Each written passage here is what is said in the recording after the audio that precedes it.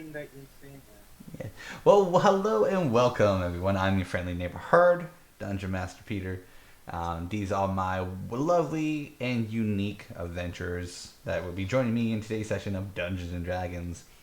We have our Hype Master of Wisdom, may I, the confused but yet oddly confident someone even though I can read her name, I'm not pronouncing it correctly. Nanagun. There we go. We had the lovely, short, drunk, confused, worshipping the wrong god, Thoro.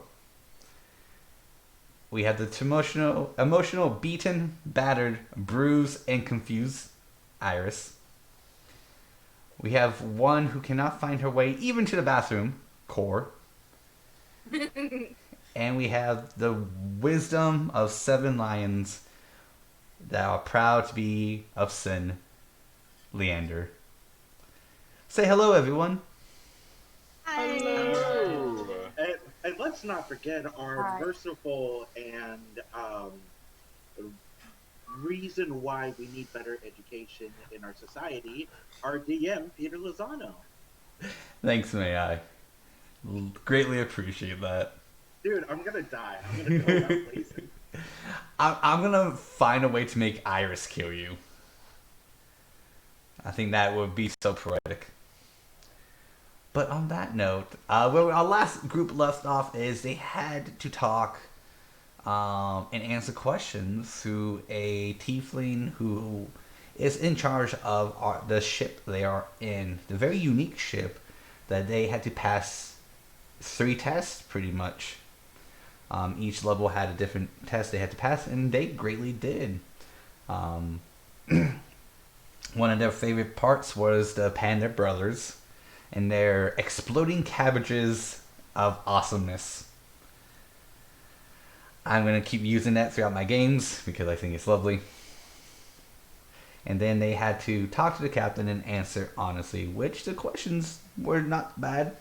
It's more of that kind of, again, that lovely character development we all know and love.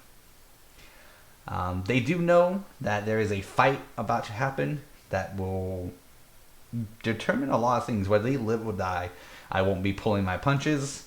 I gave my players a week to know their characters inside and out. And let's see how they do. So, we'll go right into it. The captain of the ship we'll let you guys know that he can buy you enough time, 8 hours, so you can long rest and heal up. For those of you who aren't aware or didn't see last week's episode, I'll go ahead and pull up the map for you so everyone who is watching can see that they're in kind of a treasure room. Full with treasures, potions, food, a horse, diamonds, and jewels. So you guys won't need to actually keep watch, but you can go ahead and roleplay at this point before you all take a nap. So you're saying this is before he sends us off to take our rest? Yeah, so we're going to pick up right where we left off. Okay. All right. Well, that's like cool and all. You got a gym where I can go and spar with the Panda Brothers before I go down for my sleep? Unfortunately, we do not know. And what's a gym? A gym, a place where you can practice your battle moves. Oh, a sparring arena.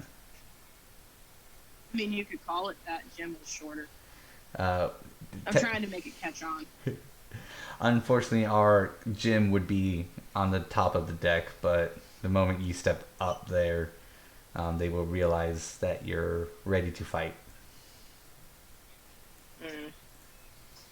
That's upsetting. She's gonna go off to kind of the far back corner and just do some stretches. You guys have access to all 3 floors, so you can go up to meet Uwe if you want to sleep up there, or sleep in a painted room where the Panda Brothers are located. It will be up to you on where you want to sleep. Those pandas like to cuddle. They look very soft. I do not recommend it. They have night terrors at night. Yeah, no, if you need me, I'm just gonna go cut all the gold and go to sleep. Alright.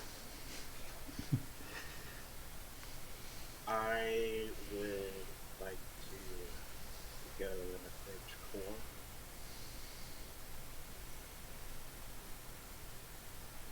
Yes, you core.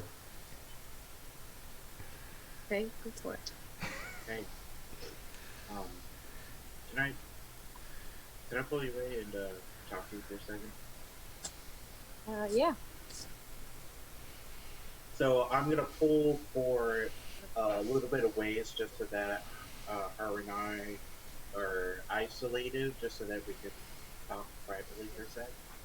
All right.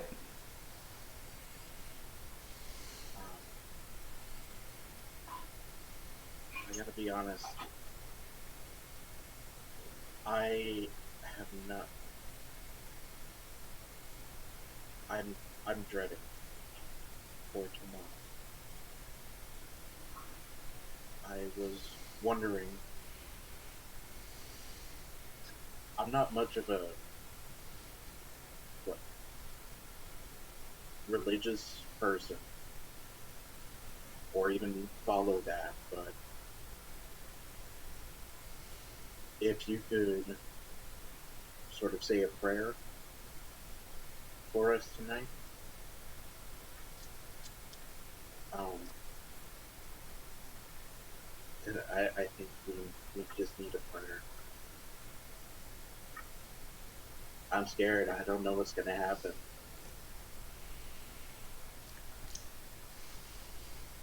Would you mind doing that? Yeah, I don't mind. We do have a really difficult task ahead of us. You know, we need God's guidance. And I wouldn't mind praying for everyone. No matter what happens, I've got your back. I'm not gonna let anything happen to you. If tomorrow's my time, it's my time. But I don't want this Vidpick to mess with anybody else. He can take me, he can have me. But I don't want him and his influence and his danger to you guys. So I'll protect all of you as much as I can. I appreciate that, and you know, I also have your back no matter what. You know, when you need me, I'll always be there. And I think, as you heard earlier, all of us would do anything for you.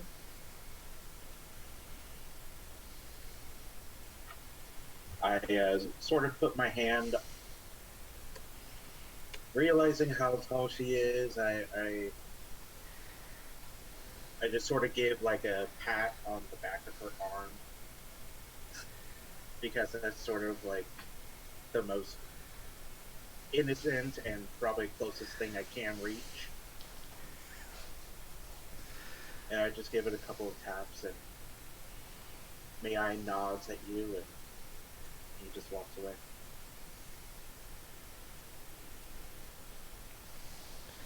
Does anyone else want to do anything? Have a conversation with anyone before we head off to sleep? Nonagon's just gonna, before she lays down, she's gonna take a moment to rebraid her hair into like, kind of like a French braid kind of style, so it covers the horns, so it's just out of her way, and it's not gonna be embattled. And not that anyone's gonna notice, but she's gonna take a small ribbon out of one of her pockets, and she's just gonna tie it to the very end of the braid. That's adorable. Nonagon has a soft side. Alright. Iris is gonna go curl up on the piano booth, and that's where she's gonna sleep. 10-4. Leander?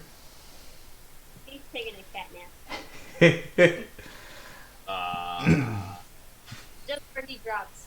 He's a cat. He can sleep anywhere. 10 for. Or would you say that you're cradling your hammer when you sleep? No, right now the hammer's on my back, and I'm just kind of like hugging the gold, just like, yes, gold. Okay. Alright, Eugene will sleep in the library. Sanguine will probably sleep at the bar.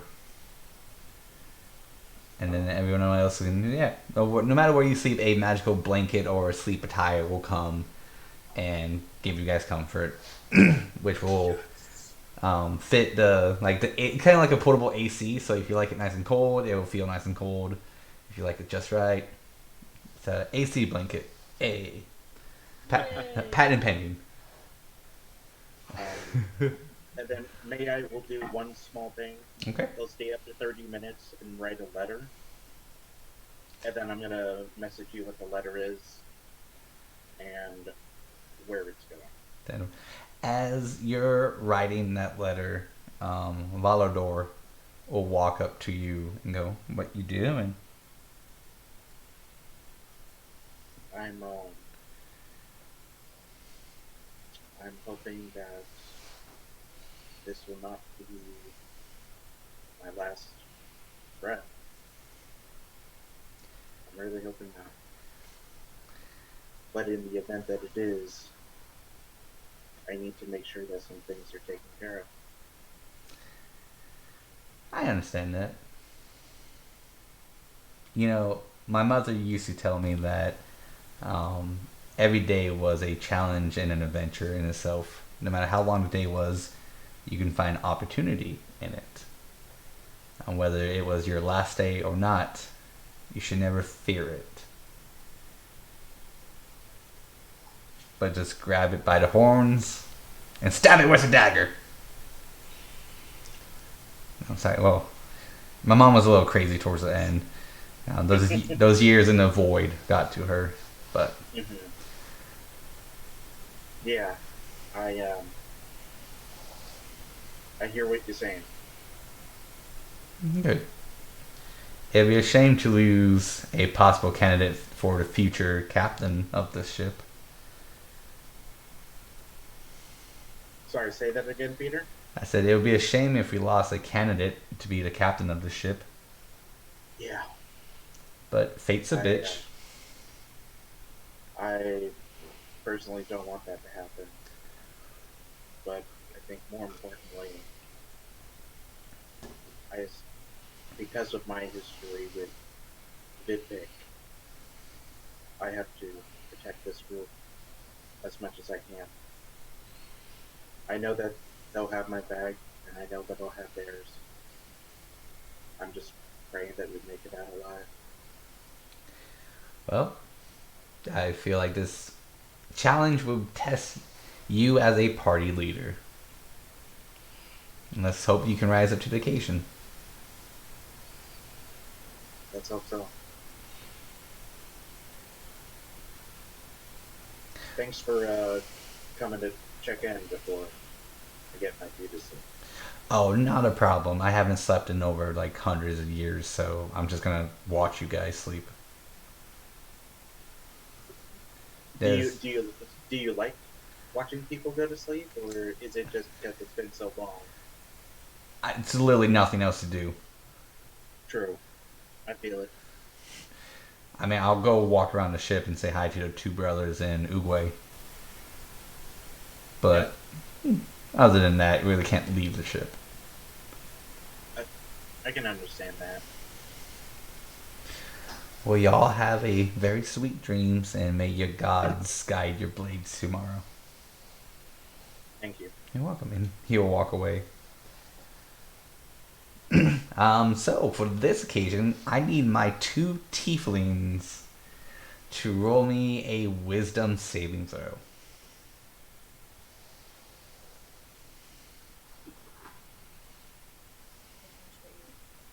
That'd be a 7. Metal.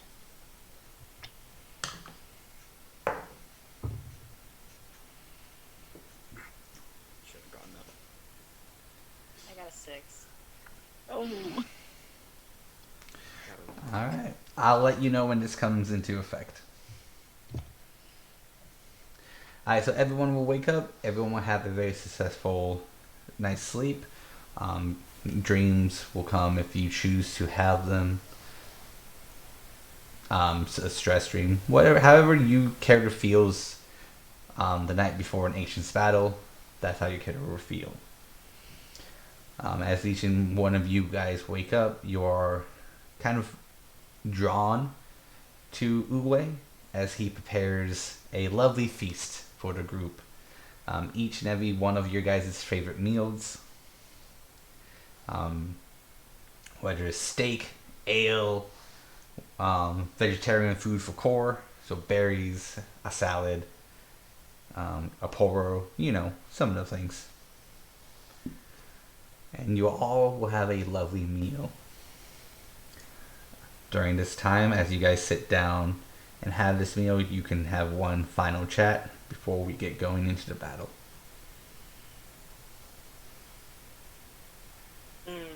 Nanagon's having a blast. She is chowing down on some duck. It is probably the finest meal you guys have ever seen. She's got some high quality taste. Perfect. She's not even paying attention to you guys, because if this is her last meal, she wants to enjoy it. Screw you guys, I'm eating my food. Probably has like a gallon of coffee in front of her. Not gonna lie. A gallon of coffee. You're gonna be like Yep. mid-casting, or oh god, I gotta pee. Cast. Mid battle. Can we Just stop? imagine though, like if you were like mid battle and then like you shat yourself, and then of course everyone was just like so grossed out they like lost a roll.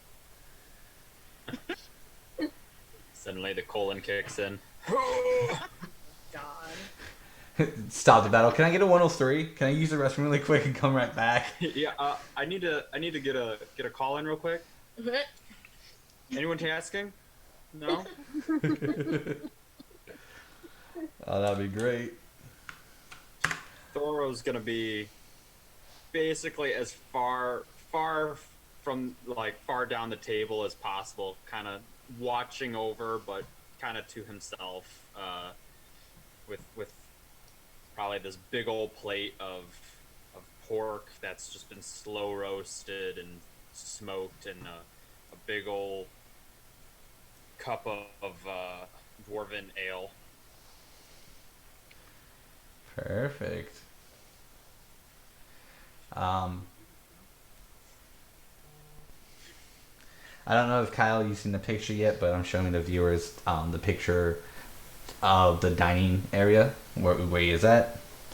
It has changed a little bit, as in all of the tables are now just one long table. So they're not individual 4 tables. It's just one long table.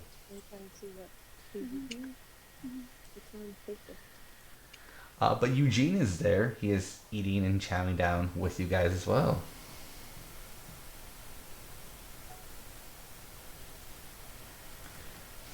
Can I look up and see if Maya is eating anything?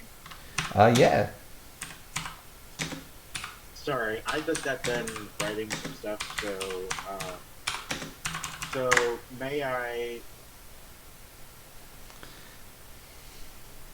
May's looking a little bit rough, but he is sort of playing with his food.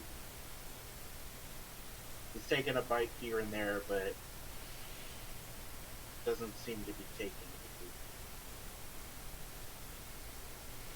Alright, I'm gonna order the most lavish raspberry like breakfast pastry I can get from UA.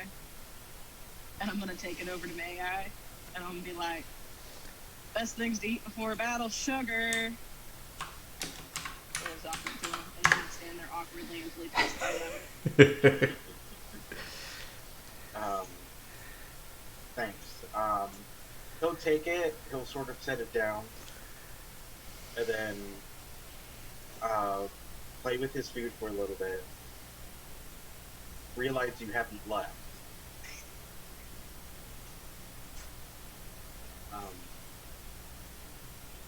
Is there something else I can help you with? None of them?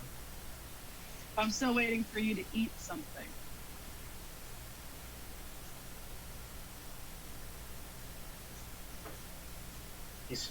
He reluctantly picks it up and then takes a bite out of it.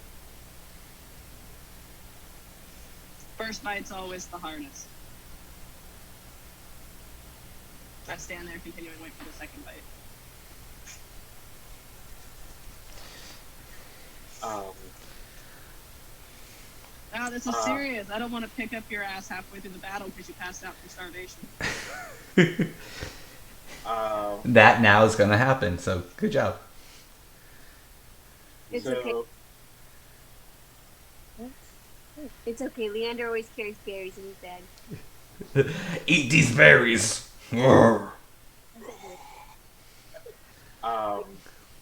May I will take another bite. He'll start to eat the food he already had a little bit more. Alright, I'm satisfied. I'll walk away. All right. Sanguine will stand up and just give his best, somewhat inspirational speech ever. Let's see how that goes. It's not bad.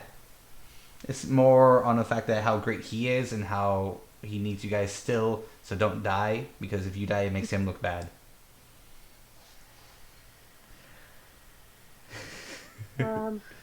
Core will get kind of stand up and look at everyone, and she'll basically say, as we enjoy this moment, this time, and peace and quiet, I thank Lord for the bountiful meal that we are all having, and just the time that we have together, and whatever happens, let it be God's will. But I pray to my Almighty Lord to not only give us His protection, but His guidance, and to protect us from the evil that awaits us, and that we stick together not only as a team but a family. As you get done Here. saying that, Oogway will also go, "Here, here, everyone. Are you okay, Iris? It seems like you don't like the sound of my voice." Well, anyways, I have prepared that meal to be extra delicious. So I know this makes no sense to you guys, but you all have 5 temporary hit points. I know that means nothing in what we're talking about, but I feel like someone out there would know what I'm talking about.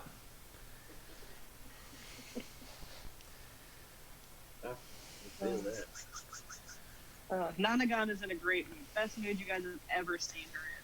She's just gonna raise up her glass and she's gonna go, "So fight and live another day, or die the beautiful death of battle glory." Who's with me? I will stand up and then stand on the chair so that I'm the same height as Namagon. And then I'll raise my glass. Yes. Eugene will stand up and do the same.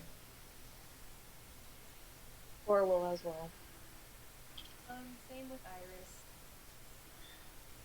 Thoro will smirk at first, look at his gauntlet, and then stand up slowly, taking his cup in hand and raising it up and going, "May he watch over us and give us the strength to win our battle." No matter what happens, you guys are family.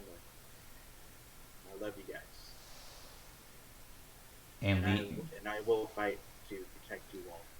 And it's you will for me. And Leander's sister judging everyone. As always. That's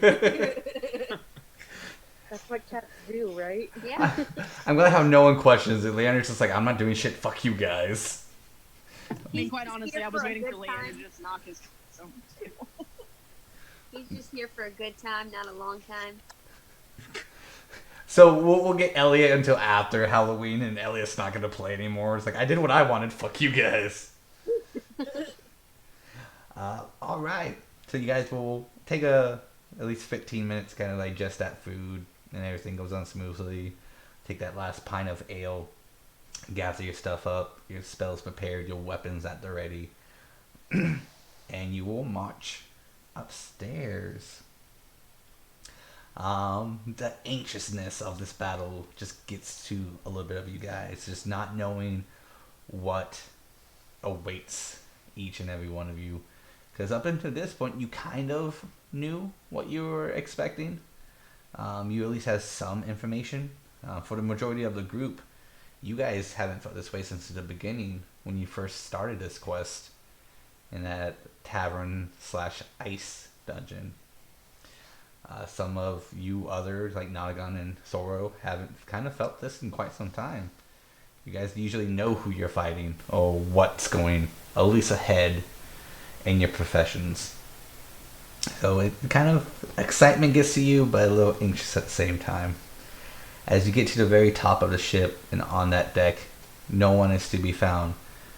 But Iris does appear and goes off in the distance. That's where your battle will be take place, not on the ship. And as she says that, a portal opens. It's kind of like the same portal you've kind of always have seen. Nothing yet exits the portal, but Irene will say, we will teleport you directly across from them.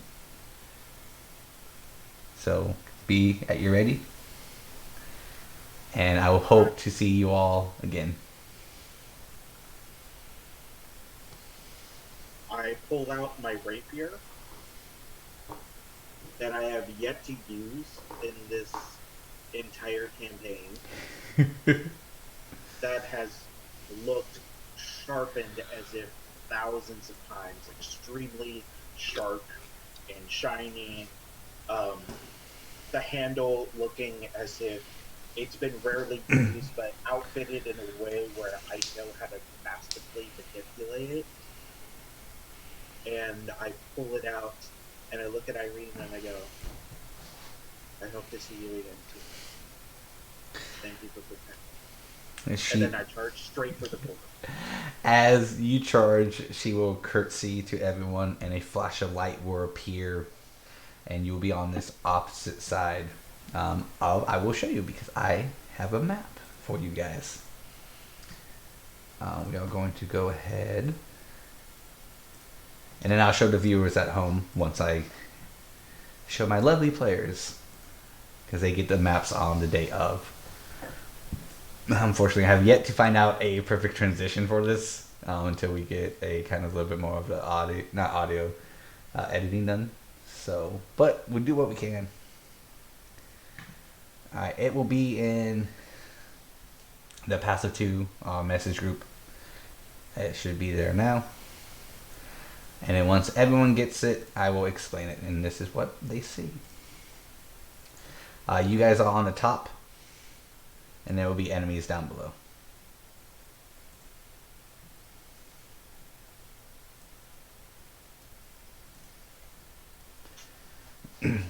So everyone is on a sea floor. The ground below you is made of stone, sand, and rubble.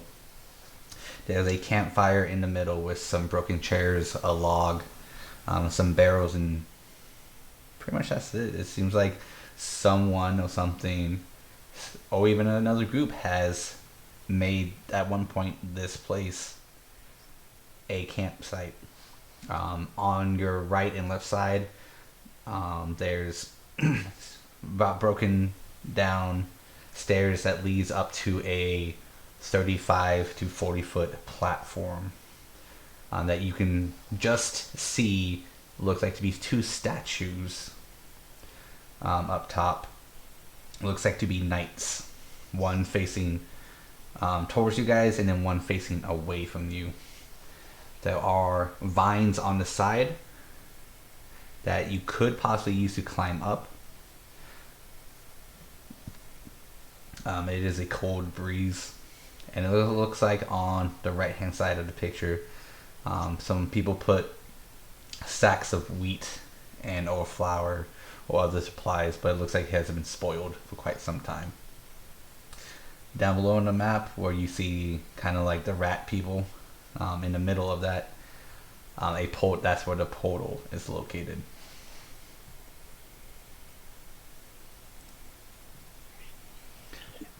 Any questions about the map?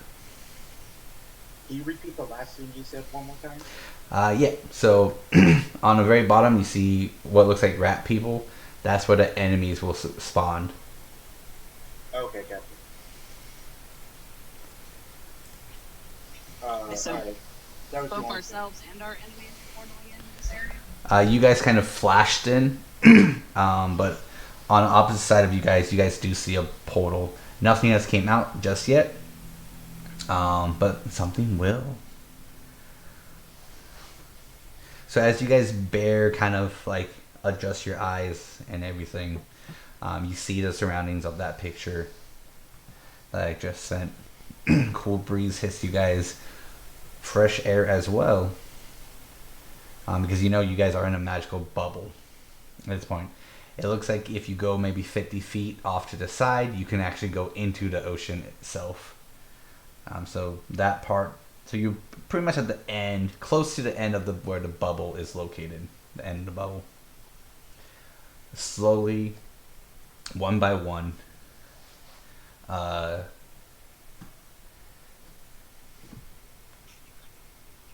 humans in leather armor.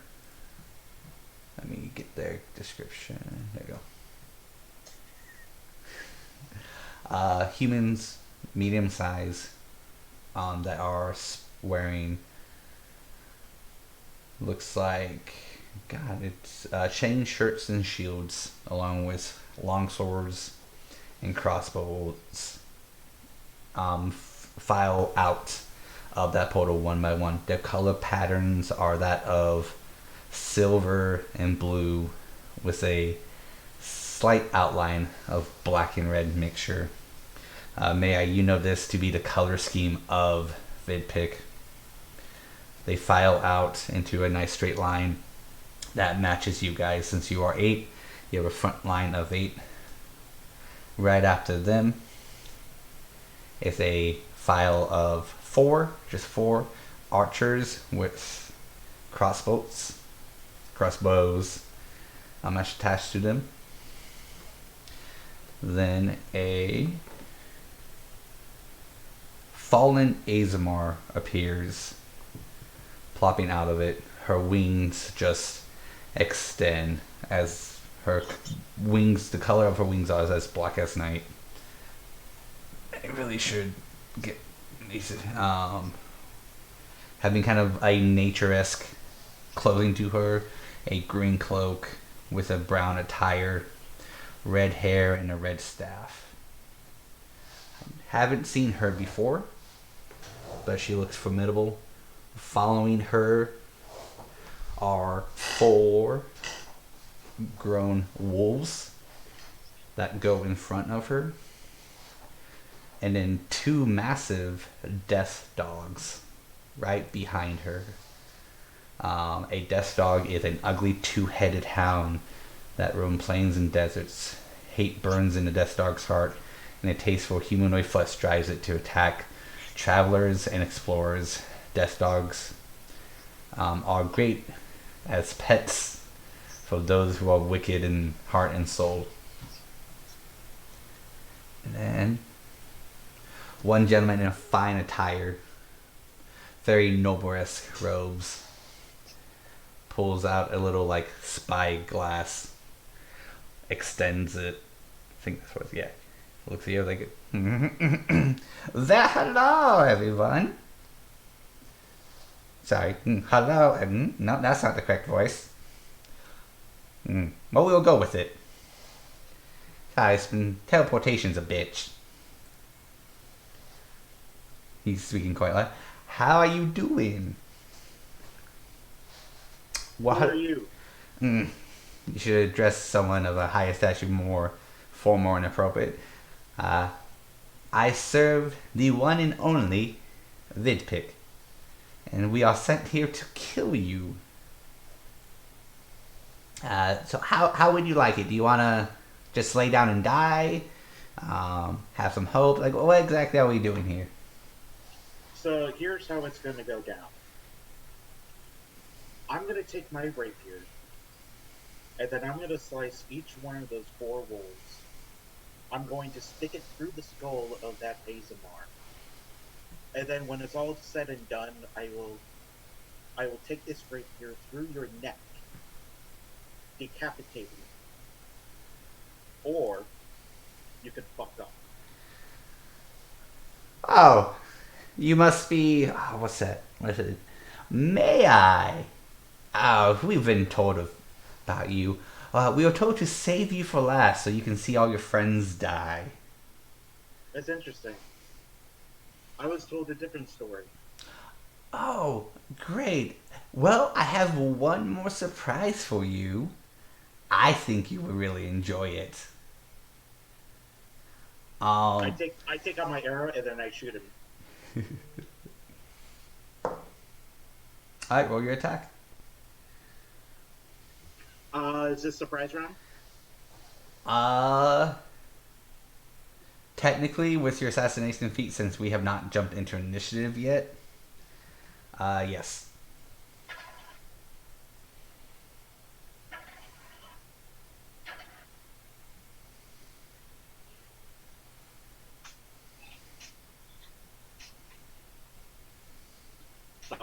The highest roll was a natural 13. I'm looking for my plus. My plus is a 6, so 19 in total. Okay. Normally that would hit, but he has a special ability, deflect arrow. And he just knocks it to the side. Savages. May I continue, or are you going to be rude and interrupt me? I don't care what you have to say. If you're gonna run shit, run shit. I'm gonna take a few steps forward. Oh, in that case, the moment you want to take that few steps forward, everyone from the portal can just feel the ground shake. The tieflings start to break out in a cold sweat. So for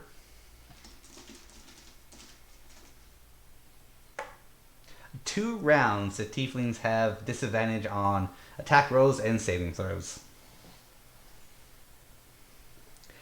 As this massive stone leg appears from the portal, the cracks in it just burst with this hellish flame. Then another, and then a big, broad chest appears. And it looks like it has fur of what could be any massive creature lining in its armor.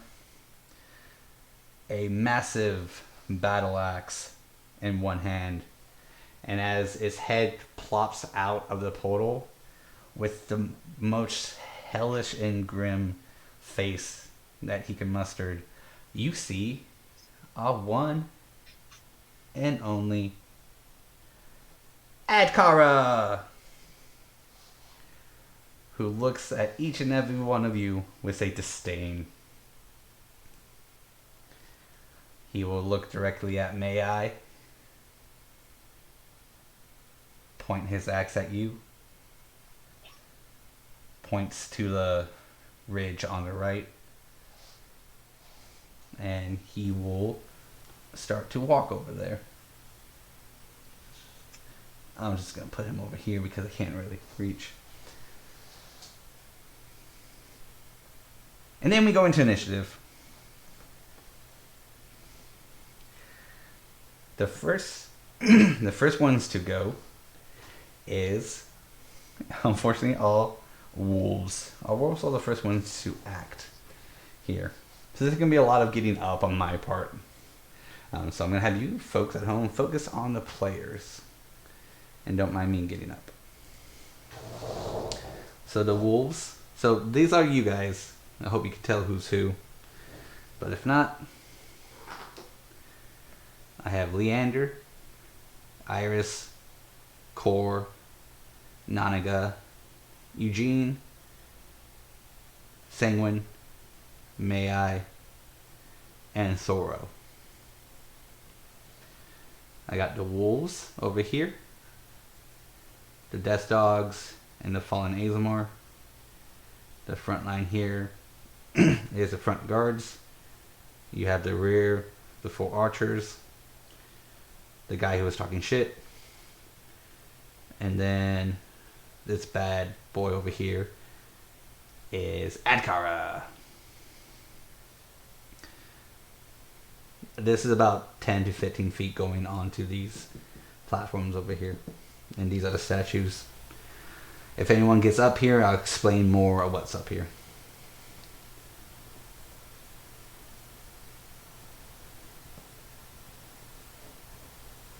The wolf seems to be going up the steps.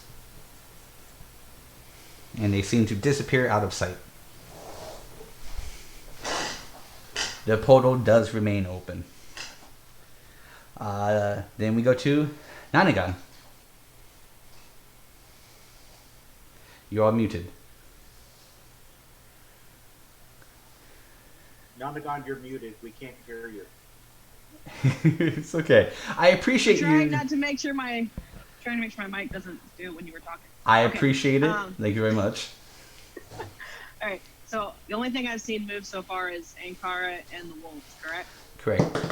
And that pencil that just fell from the sky. I'm gonna attack the pencil. The pencil splits open, apologizes that it interrupted your important battle, gives you its firstborn children, and begs you not to kill it. Jesus. All I need is more children. Okay. Yeah. So I'm gonna. How far is it for me to get to the steps so I can join the wolves on the platform? From where you're located, it's 5, 10, 15, 20, 25, 30, 35, 40, 45, 50, 55, 60 will get you at the bottom of the steps. Alright, so I'm gonna go ahead and do my dash to get to the steps.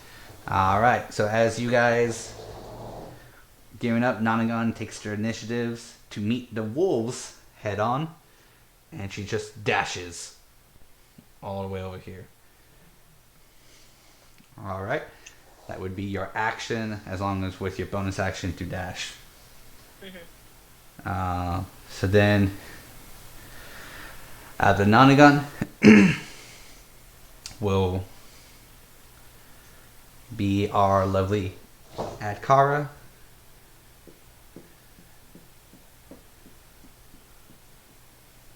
Okay. He will go there. So he disappears up onto the 35 to 40 feet edge. Then we go to Leander. Hi, I'm here. Hi. Okay. What do you want to do? Where is me? I'm right there. You're Okay. right next to Iris and Core. Okay, and the bad guys are across from us. Correct. You got wolves going this way, Adkara going that way, and still the front line of foes who have not yet acted yet. Oh, okay. And then you had Nonagon. Okay. Well, I'll move Bananagon since she's not by herself. Good call. The two fighters together. Yeah. Leave all the spellcasters. Well, you guys have long range attacks. We don't. We need to be together, okay? Dude, Akara's a threat, man. Yeah. Go for it. Yeah. So you want to go over here? Yeah. Alright, so from where this would be 5, 10, 15, 20, 25, 30, 35, 40, 45, 50, 55, 60 will get you up top. Alright. Alright. So Leander will just dash up top. Yeah. So up top, what you see is a lot of ingrown bushes, some vines, plenty of places to hide, small trees here and there, but they won't interrupt your movement whatsoever. But a small enough creature could hide, instant jump out, and stab.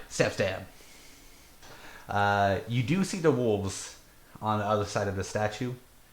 They look a little shocked to see you, but they're not backing down. Oh no. So that will be your action plus your bonus action. Yeah. Now we go after Leanna. We go with the frontline guards.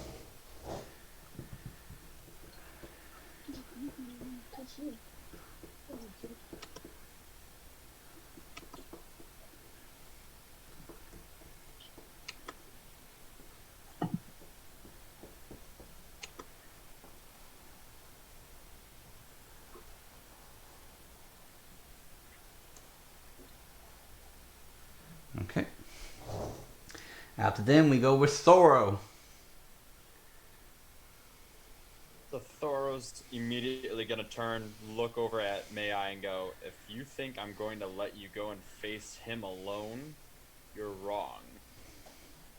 And I'm going to ready up, so as soon as he takes his movement to go and face that big baddie with that battle axe, I'm gonna follow immediately right behind him. All right, so you'll be ready in an action to move the same movement. I'm going to assume of May I. Yep. Okay. I'm gonna look at you and go ahead and move up there. I'll be there in a second. So I'm encouraging you to use your movement and then for you to ready your action. Move again, as I can move quite a bit. All right. In that case, I am. How far away is that staircase? So we got 5, 10, 15, 20. 25 gets you here, which would be right before the staircase. 25, 30, 35, 40. 45 will get you here. But what is your movement? It's 25. All right, so 5, 10, 15, 20. 25 gets you at the bottom. I'm gonna make that movement and make my way over there, just kind of huffing and puffing as I go over there because dwarf. Okay. So that was your movement. Do you want to do any type of bonus action? Since you do have spells. I'm gonna go ahead and use some bardic inspiration on May I. Alright, so keep that in mind, may I? And go ahead, Thorough, and subtract that from your total of bardic inspiration. And what is the die for bardic inspiration? 1d6. Thank you. Putting a d6 to the side. Alright, and as you know, may I, you have to use that before you declare an attack, right? Is it before or after? No, it can be after. I just can't know the result Okay. of like if it hits or not. So like say like my total was like a 14, Yeah. then I can either choose whether to add the inspiration die or not. 10. Because you haven't told me yet if it hits or not. 10 for. So whenever you do something, whether it's an attack or anything, I will wait until you give me the final result. Yeah. And then I will give you an answer. All right. So that is Thoro's turn, and after Thoro is actually May I. Great. So the people that are near me, it is Core. Because I see 5 people. It's Iris. It's Sanguine. It's Core, Eugene, and myself. Those are the 5 that are there? Correct. Okay. So very quickly, I'm going to Eugene, try and clean up the archers. Sanguine, big body, go be with big bodies. Oh yeah. And then Core and Iris, you two work together and take down this front. I'm going on the left with Toro. And with that, I will move my 25 feet Okay, which will. towards Toro. Alright, so this will give you right there. And then I'm going to be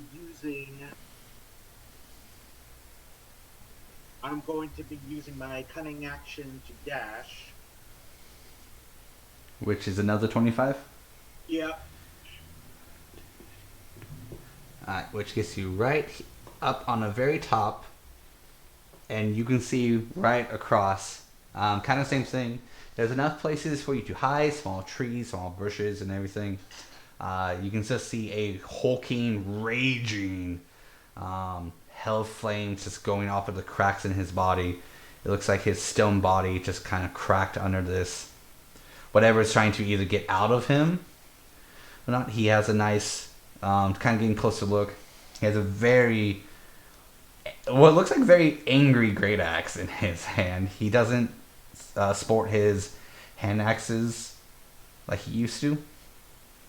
But he has a nice pelt of a what seems to be like a bear as like a little helm that goes down into a cloak. So I'll quickly say to Ankara, this is not you. And then I would use the dodge action. Because I know that dude is going to be swinging at me like it's no one's business. Attacks made against me have disadvantage. Alright. He will look at you and just... You led us to die.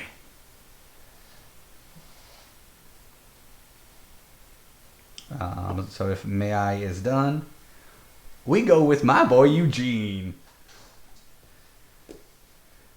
Now this is where I get to actually probably do combat for the actual second time with this character with you guys.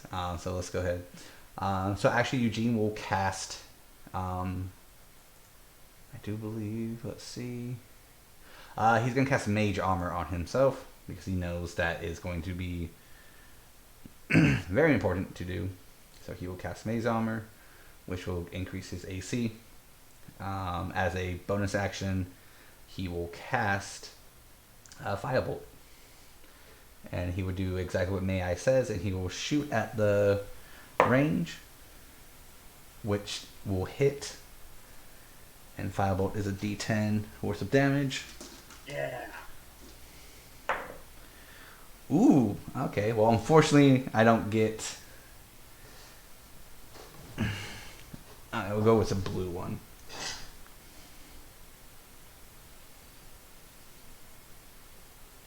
Alright, so it looks like that Firebolt did a good enough damage. And it almost knocked the blue one off of his feet. That will be the end of Eugene's turn. Which we go to Iris. As she pulls out a pizza and starts to eat it in the middle of battle. And Uwe will say, "We told you!" I'm just like, wait, what? I am in your mind. I'm watching what you see. It's like television, whatever that is. Wow. How far away are the 4 on the right from me? This right? Other right. My Okay. right. 10, 4. From you, that's 5, 10, 15, 20, 25, 30, 35, 40. 40. Perfect. So from a point in between the middle two, I'm going to cast Shatter. Ooh.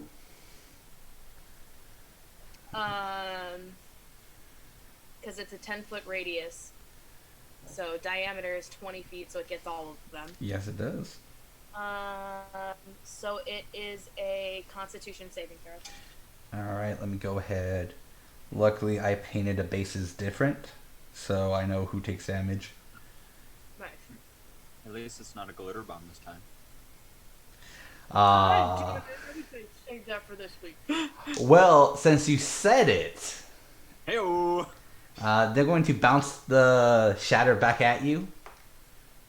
I'm kidding. I don't think I even have that ability. Alright, so that is 4.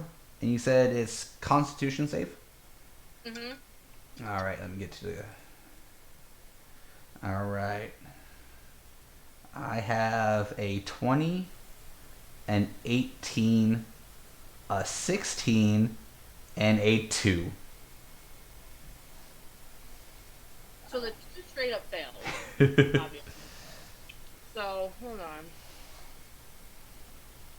3d8.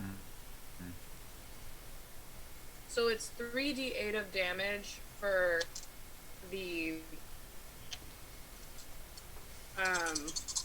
of one that failed, which is I almost crit.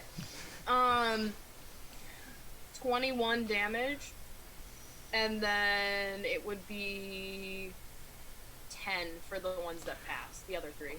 Ooh. Don't forget the. Well, I don't know if it counts. Never mind. It's inside the +5 hit points that we got. So that's just hit points. Yeah. And I was like, that doesn't count. Yep. So as you kind of just like shatter the whole bodies and spirits, this is the one that fails, so it will die. Beautiful. I'm gonna move that. Well done. Do you have anything else you can do? I'm gonna give Bardic Inspiration to Nanagon. All right. I feel so inspired. It's only because we have disadvantage, so I'm giving it to you. And it's a good thing you didn't cast something that had made you roll, because Shatter is not a roll ability spell. Mm-hmm. So well done. Well done getting around that. Why do you think I went with that? Is that the end of your turn? Yes. All right. We are going with the range in the back. They see that Iris did some damage, so 2 shots on Iris. Right. Does a whopping, and I say whopping, 11 and 8 hit you? No, neither of them does. Okay. As they fire their arrows and they just go past you, the guy who was just boasting was like, "You imbeciles! You're supposed to hit her, not the air." Did you just assume Iris's gender? Wow, how rude. Okay, we're not getting into this, you motherfucker, like voice in the sky. 2 attacks on Eugene. The meditating pigeon. Medicating. One will hit Eugene. Luckily, the other one will not. Luckily, Eugene, that mage armor came in handy. And Eugene will take a whopping 2 points of damage.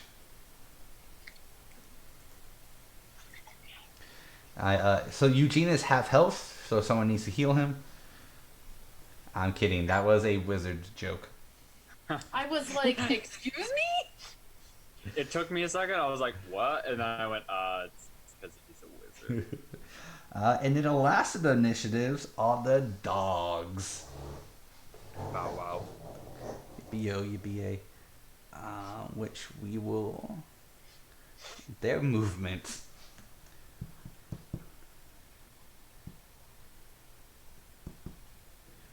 Just bolts it up here.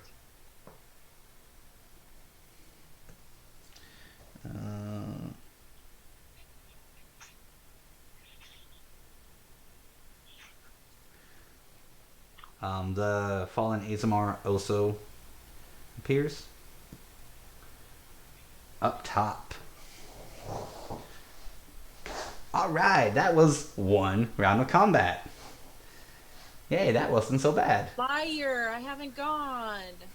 Wait, where? Yeah, you did skip core. I did skip core. I They had can a penguin. fun. I'm like the last one. Yes, you are literally the last one. So core. What about Sanguine? I say Sanguine was told to go be with big bodies, but he never went anywhere. Nope, that is a good point. How did I... Oh, because I didn't actually write... Sanguine will go at the very bottom. Okay. Yeah, that sounds right. There you go. So core and then Sanguine. Okay, so how far are these 4 enemies on this side? 5, 10, 15, 20, 25, 30, 35, 40. Cool. I want to cast Spike Growth. Oh! It has a 20-foot radius, so it would literally cover all, like... All of them. Like, center, it'll cover all of them. Alright, so what does Spike Growth do? So it's a concentration spell, and it lasts for up to 10 minutes. The ground in a 20-foot radius centered on point within range twists and sprouts hard spikes and thorns. The area becomes difficult terrain for the duration. When a creature moves into or is within the area, it takes 2d4 piercing damage for every 5 feet it travels. Alright, so I'm going to need to draw that radius. Alright, so 20 feet in a pretty much a circular area. Yes. Alright, so I'm going to assume you're going to probably put it on this one right here. Yep. And then, okay, so from here we got 5, 10, 15, 20. 5, 10, 15, 20, so we'll end here.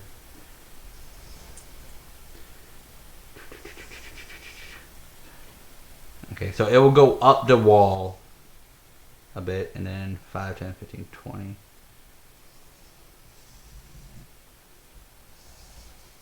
And go through the... Alright, so that whole area is spiked thorns. Gives us some time to get rid of these 3 fools. Alright. Would they take any damage since they're in the range? What does the spell say? Is it only when they move? When a creature moves into or is within the area, it takes 2d4 piercing damage for every 5 feet it travels. Alright, so they will have to travel first. Okay. And then it's an automatic damage, or do they have to make a save? It's automatic. Okay. Wait, hold on. The transformation of the ground is camouflaged to look natural. Any creature that can't see the area at the time the spell is cast must make a wisdom perception check against your spell. Save DC to recognize the terrain as hazardous before entering. Or they would have saw it anyway. Okay. Alright. But they may not know what it is, what exactly the spell is. They may not be intelligent enough. Correct. Alright, so after... I'm going to assume that's the end of core. Yes. Alright, so Sanguine is just going to move up here. Actually, probably here. And ready his action to attack any one of them that gets close. So he can at least barricade that location. So then we go to the top. Which are the wolves.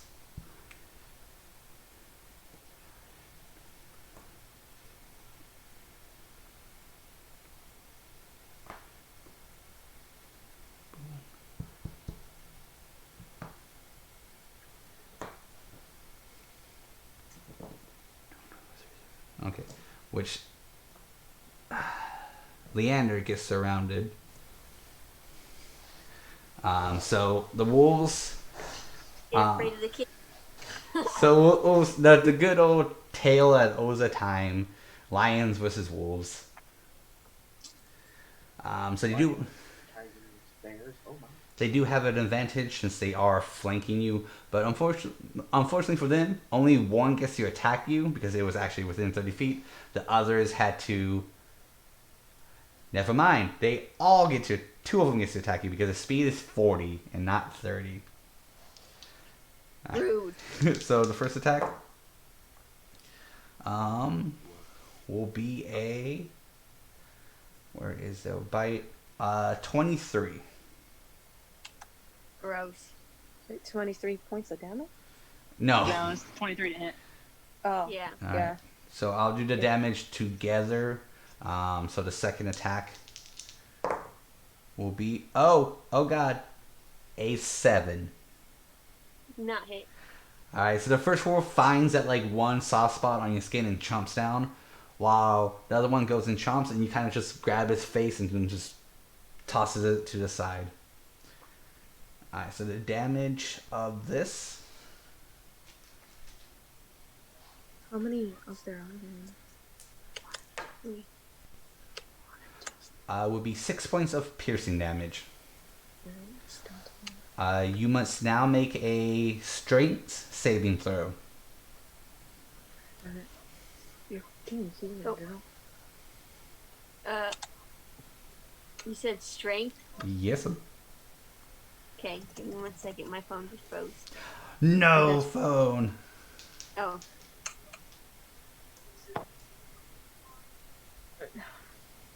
Okay, so that is 16. All right. So as it bites you and you felt like it was going to tug you down to knock you prone, you were able to withstand that first tug, and its grip loosens, and you're able to get your arm out of it. So you do not fall prone. All right. So after the wolves, Nanaga. Alrighty. I'm going to move up. I'm gonna move up to the side of Leander where there's 2 wolves. Right here? Is that the side where the 2 wolves are, or just the one? We got 2 wolves here that you can attack. So probably be the best bet. Yeah, it would be here. Okay. So I'm gonna go up there. I'm going to use my action to try to slash them with my war pick, Okay. and I want to use a bonus to shove the other one back with my shield. Alright, so that would be a shield bash. Yeah, I do have the charger feat, which allows me to do a shove as a bonus. So the war pick is a 1 or 2-handed weapon. It's a 1. Okay, so I want to make sure. Dope. Okay, so let's go with your first attack, and then we'll go with the shove. Alright. First attack's gonna be 18. This is at disadvantage. 12. Okay, so with a 12, that barely misses. So as you go and swing, it just ducks right below your weapon, but you still have your shove. Don't forget you have inspiration. Oh, I already know that failed, though. Alright, I'm gonna go ahead and use the inspiration for the shove, if that's okay. Yeah. 12 again. Unfortunately, as you believe that you were gonna just smack it, the wolf were able to kind of just jump over your shield and kind of give like a wolfy smirk to you, and land back on his paws. Alright, but at least now you are there, and Leander will have advantage on his turn. So I do believe that would be the end of your turn because you did your movement, you did your attack, and then you. All right, Adkara. So everyone who's on a edge over here can see clear across. So you're able to just see Adkara go 5, 10, 15, 20, 25, and just tower over May-I. And just look down, and May-I, as you get this close up, you can see that his eyes are just flaming with rage. That flames that are coming out of the cracks of his skin are emanating heat that is extremely very hot. Kind of breaks you out into a sweat a little bit. You could say he's a little fuego. Hey, didn't mean for that to happen, but eh. Yeah.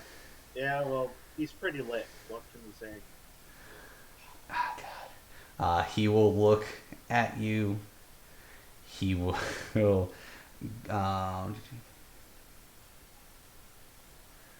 he will go into a rage right off the bat. And now he has disadvantage on this attack. Correct? Yes. All right. Okay.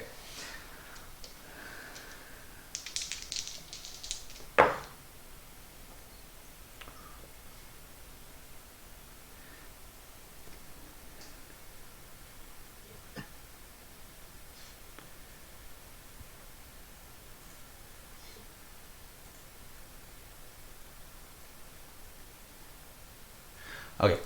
Does an 11 hit? 11 misses. All right.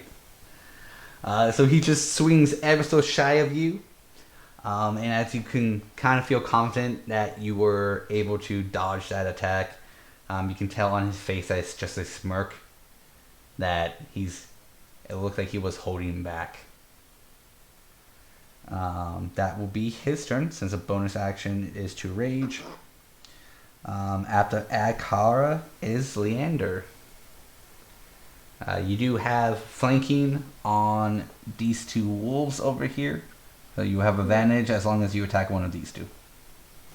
Okay. So I do want to attack one of those two Alright. with my great axe. With my die. Oh, I have it in my Why hand. do you Sorry, have my Sophie. die? It's okay. 24. That would definitely hit. Right. So then it would be a 1d12. 1d12. This one. Is it the one in my hand? It's the one in my hand. Oh my fucking god, she crit. 17. Alright. So you just grind that up, and the wolf looks like it was about to just like dodge out of it, but you predicted its movement and you just slice it in half. Yeah. So And then after that, I'm sorry, it's getting way too hot in here. is my bonus action, which is called Commander's Strike. And it says when you take the attack action on your turn, you can forego one of your attack actions and use a bonus action to direct one of your companions to strike. When you do so, choose a friendly creature you can see or hear and expand one superior die. That creature can immediately use its reaction to make one weapon attack, adding the superiority die to the attack's damage roll. Oh wow. So she could tell Donegan. So yeah, I'm gonna ask Nonagon to attack. Do you want to do it now because she still has disadvantage for at least one Yeah. more turn? I have Or do you want to wait because she has disadvantage? oh yeah, we could wait. Okay, but that is good. That's a really good ability. Yeah. All right. Would that be? Or is Fuego with them? Uh, let me just pop Frago in. Flah! He's just gonna cast Firebolt at everyone. Pew, pew, pew, pew. Fuego and Akara have used as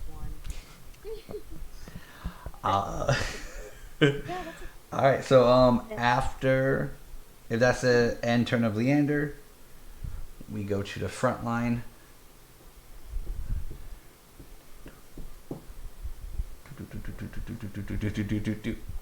Yeah. Oh no. Yeah. Parkour. Damn it. Not doing very great at the parkour there. Parkour.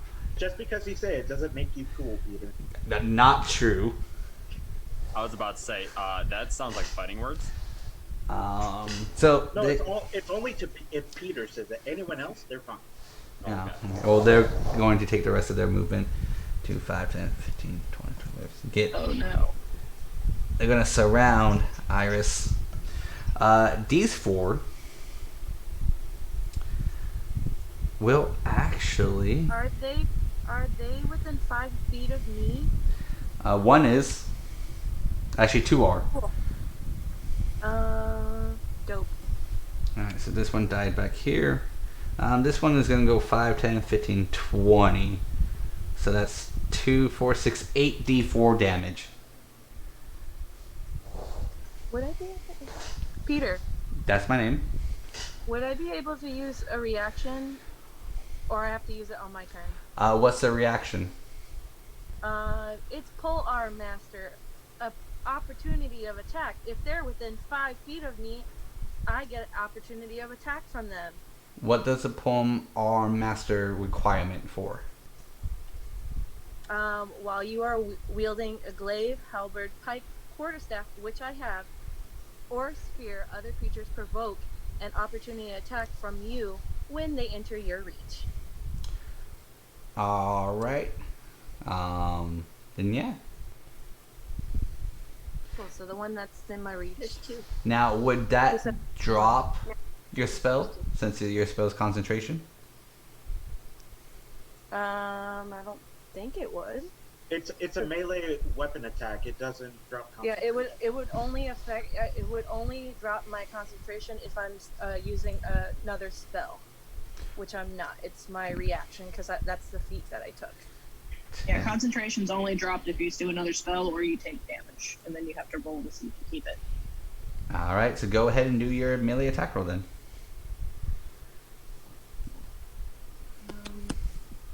And that is a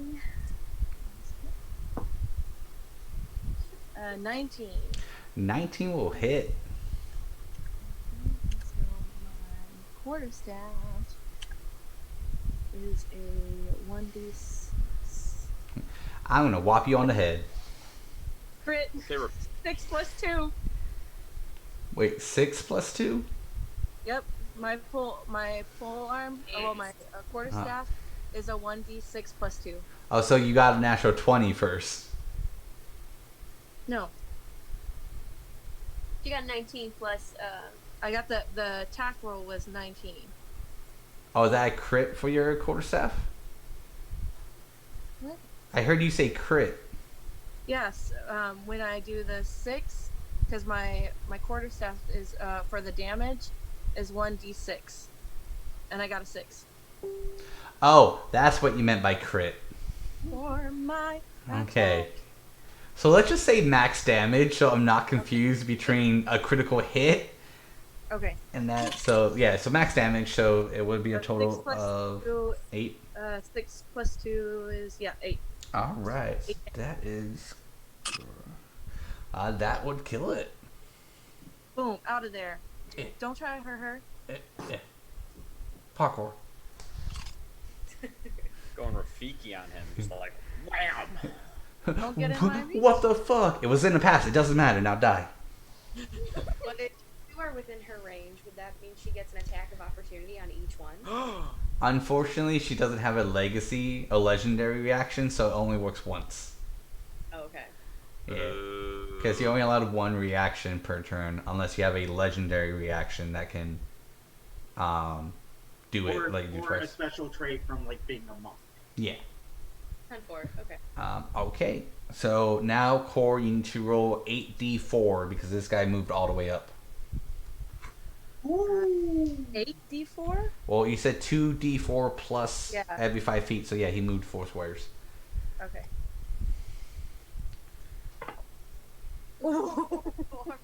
2 4s. 1 4 and 1 1. So you got 3 4s and 1. That equals. 3 times 4 is 12. 13. All right. You're supposed to roll 8 d4s. Oh, 8 d4s. So one more time. Oh, dang it. Or two One more more. times. One Two more. more times. 6. 2 more. Damn it, Travis, he could have lived. 3 and then 1. So 13, 14, 15, 16, 17 One more of time. piercing damage. And one more time. You sure it's 1 more Yeah, time? because 8 is 4 How- again. How much was it? Alright. It was 17 plus. 18, 19, 20, 21, 22. All right. So this guy walks forward, stands directly in front of Sanguine. Sanguine's reaction goes off. He swings, but before Sanguine's even able to hit him, he falls over and dies. Boom. You're welcome. The rest of the three goes. They turn back to the other guy and goes, "Go! Come on, this is what you were. Go!" They all charge at Sanguine. So, Try again. so this is gonna be what 24. So this has to be done separately. So your first is 8d4s for one of them, and then so on and so on.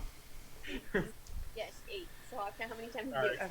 I'm gonna go cook dinner while Core is Doing damage. DPSing. Okay. So these ones are. 4 again. 8. Alright. Just give me the total when you're done. On the first one. 4, 8, 13.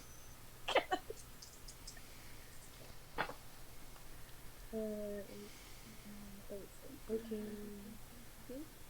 22? No, 13. 13, 14, 15, 16, 17. Simple math, everyone. Stay in school. No, yeah. 14, 15, 16. Oh, yeah, 17. 17, that's what I said. And one more? Yeah, one more. You have 2, 4, 6, 8. 4 times. 17, 18, 19, 20, 21, 22, 23. All right, that For the kills first one. that kills that one. So now on to the second one.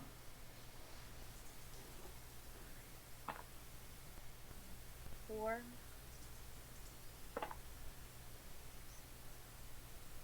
10. Ooh.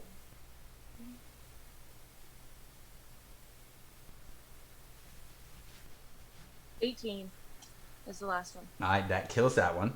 So one more. Oh, one Three more. people move. One more. Yeah. This is what happens when you have a continuous spell. That does the job. 4. I love it. 8. Mm-hmm. 12. It's like thorn something. That's what it is, Sora. One more. Another 18. All right, that kills it. So all three of them drop, and Sanguine kind of gives out a. So this one drops, and this one drops. Oh, poor Sanguine. He was so ready. I don't know Sanguine very well, but I feel like he would have misinterpreted that as them being so scared they died just upon thinking of charging him, and he probably assumed that was his job. Yeah. Most likely. All right. So now what we're gonna do? So after them, which is only 2 frontliners left, we go with Thoro. Awesome. Well, Ask about the message you sent him. It's gonna be like Overwatch. Play of the game. 4. Peter, Yeah. get Kyle's latest message. Yeah. Because we need that answer before he goes. yeah, I definitely need that answer.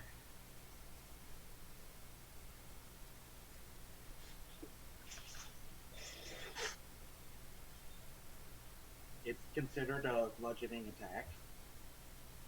I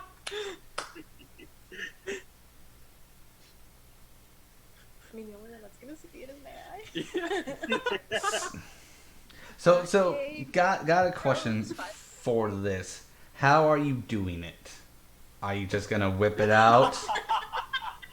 Like that. I mean, technically, he said anyone on the platform was going to be able to see all the way across. So if I look keenly, So I'm just like, do you just pull this out of your pocket, read it, and then hope something happens? Like, I gotta know what is this supposed to do?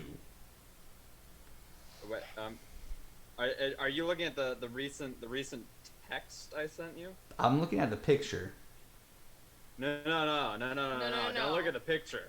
Look at what came after the picture. Literally, look at what he sent in the group chat. And Oh, then the group chat. sent me Yeah. personally Uh.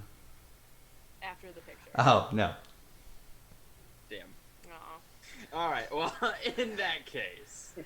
But may need to make a reflex save. Oh, look at that, a natural 20. Woo! All right, you're fine then. Don't worry about it. You latch onto it like a jungle gym, and you swing around it, and then use it as a diving board.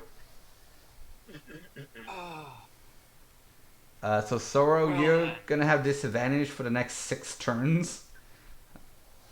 I think it might be a little longer than 6. Okay, but go ahead. What do you want to do? So he's going to make. Let's see, how far up is May I? 5, 10, 15, 20. He's 20 feet up. 20. If you want to go behind him, that would be 15. If you want to go on the side of him, that would be 20. I'm gonna go ahead and go up behind him, so I'm like within reach of him. And then as soon as I do that, I'm going to go ahead and cast Vicious Mockery. So I'm going to look at this big bad guy, immediately just start ripping him a new one. Just be like, are you kidding me? You call that an axe? My mother had a better looking axe than that. My dad's axe is better looking than that. And then just Oh, also make a joke about how he used to have small hand axes. That's a good one. Go. Action. As soon as I hear that, I'm like, oh, so you used to have 2 axes, but now you only have 1? What is this? Amateur hour? And then just flips kilt up again, just revealing everything. So, you feel something poking the back of your head. They're basically the same height, though. No, I'm taller. Slightly. But what save do I need to make? 5 inches. Oh, okay. Huh? What save do I need to make? So, he needs to have a wisdom save. Alright. And maybe throw in some constitution on there. Alright. Does a 12 pass? Son of a gosh damn Linus. I thought you had the same DC as Iris. Wisdom throw. Take. Oh yeah, what feat did you take? Oh no, you did. Huh? What? Never mind. Yeah, no, he unfortunately made that. Oh, wow. Wow. It was literally a 12. Yeah, it was a 12. I'm like, got to be. So he just flexes his muscle and grips his axe more and just looks at you, looks down at May-I, and just goes, so you led another one to their death.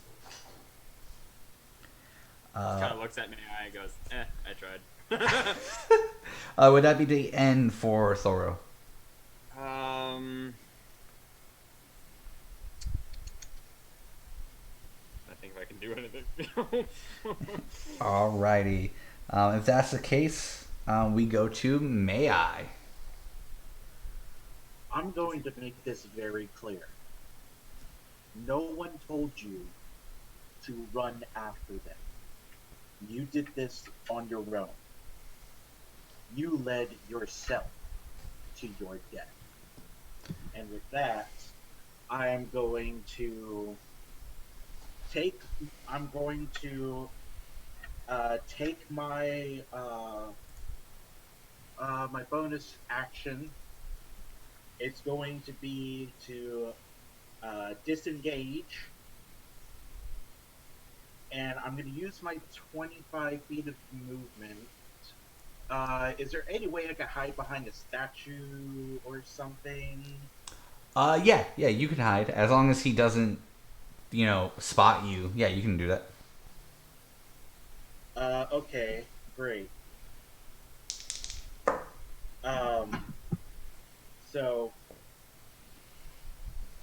So I want to try and hide away from, hide so that he doesn't see me, around, I think it's around the statue. Okay, so it's just somewhere over here. Yeah, I want to get out of his eyesight. Perfect. All right. So go ahead and roll your stealth. Yeah, and so disengage, movement, and so this is my action to do the stealth, correct? Yes, because disengage was your bonus action, and this should be your action, yeah. I'm going to use the inspiration. Okay.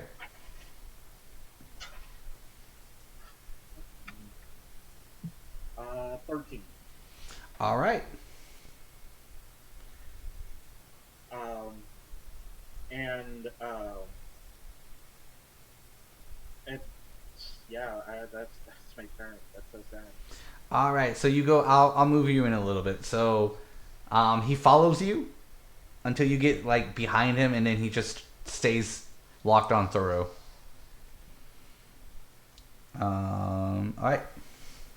So that'll be May-I. Eugene would notice that everything's pretty much good there. He will turn around to the remainers, ones who are surrounding Iris, he will cast Firebolt. And unfortunately, he will miss on that.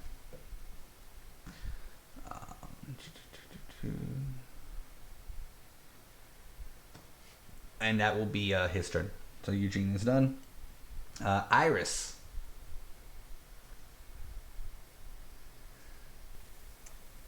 She is currently indisposed. Okay, we will skip Iris. She's pooping. That coffee kicked in. Okay. As I said it would. So then I do believe I have still 4 range. They will this time focus their attack on Core, since Core still has that spell up. So this will be 4 attacks on Core. Actually, let's use these dice. See if it hits. Wait, why did we skip my turn? I was literally 2 seconds.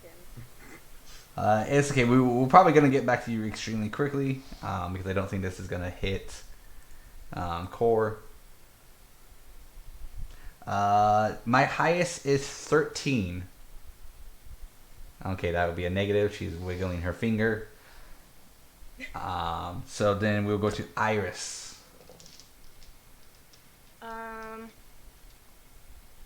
So she's got one in front of her and one on the side, correct? Correct. You are being flanked.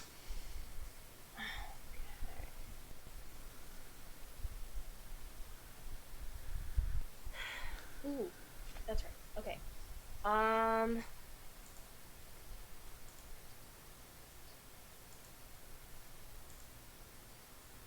am going to cast Sleep, so it affects only the 2 that are flanking me. It's a 20-foot radius. Love that that drum effect that's going on somewhere.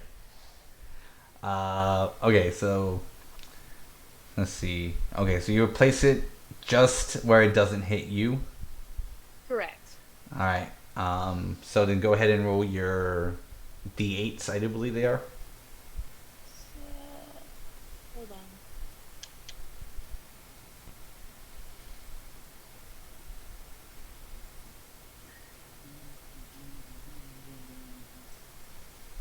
Hold on. Okay, I'm Oh yeah, holding. there we go. I was like, where is it? Where? Oh, where? How thine go? Oh, where? Oh, where can he be? Oh, wow, that's. Yep. All right.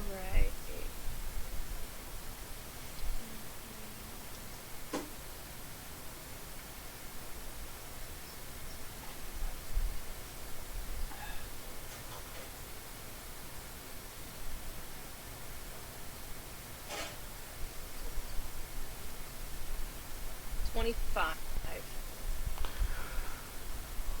Oh.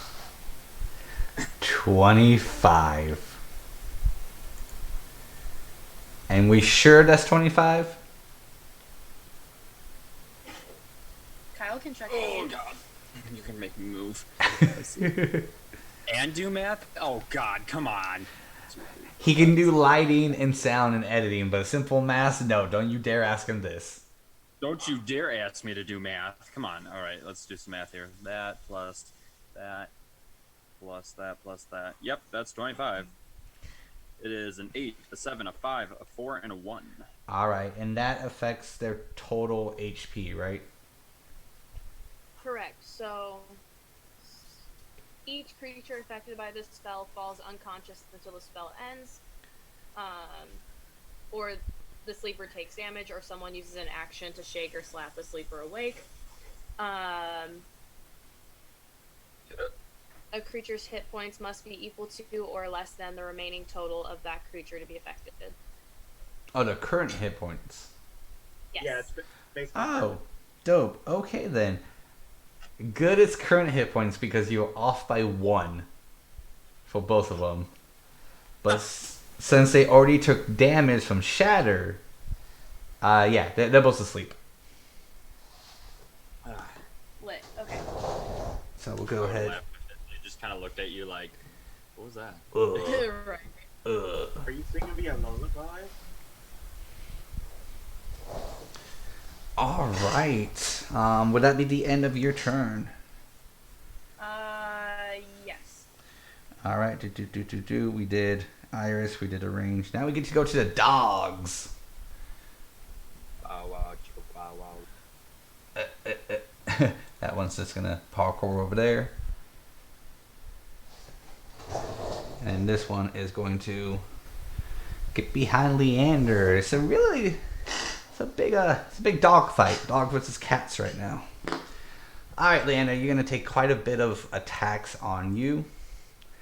All right. So the first attack will be flanking with advantage.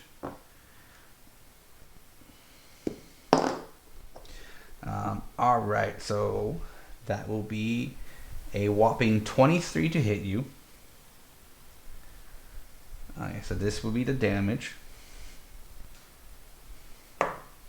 4 damage.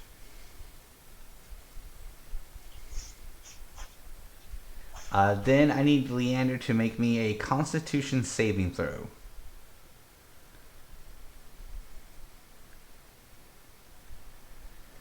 This is where we have battle music. We're doing her damage right now. And I'm cooking Yay, cooking! mashed potatoes. Ooh! I heard you can boil them, smash them, and stick them in a stew. Yep. 1, 2, 3. Hey. What's Constitution over? Constitution. Here. Oh, here. Do that. Don't hold it. I know it rolls. Put it on a flat surface. 14. 14. All right. So this will be the second attack of the same one. Does a 14 hit your AC? No. All right. So this would be the second wolf dog. Does a 14 misses. This will be a 15. Does a 15 hit? No. All right. This will be the second one. Well, you guys, I feel like I should have tossed more things at you because that would be a 13. So that would be a miss. So after the first initial attack, Leanna is just like casually dodging, booping them on the nose, just like predicting their movements and just able to go about it. Yeah. Don't they know he's got cat reflexes?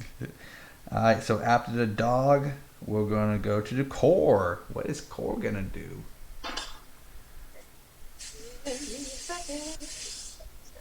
Pull hers up. We're using the same laptop, so. Oh shit, I almost cut myself. Okay, so who's close to her? No one. They're all dead. You're all dead. They're all dead or they're all sleeping? 2 of them are asleep, but the other 6 are dead.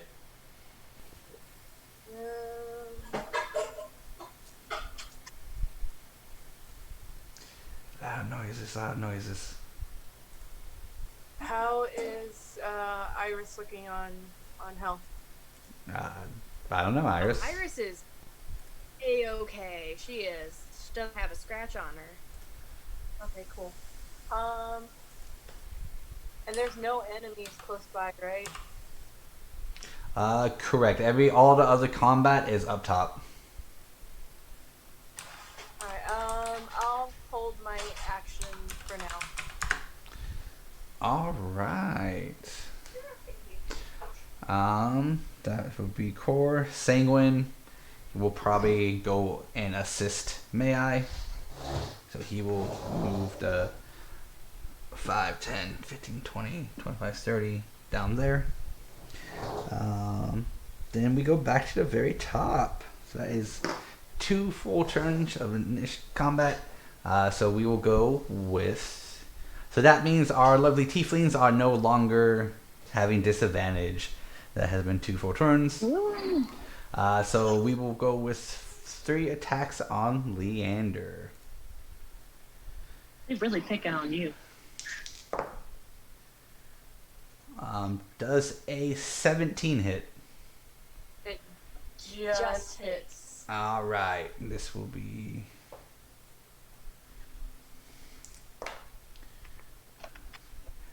5 damage,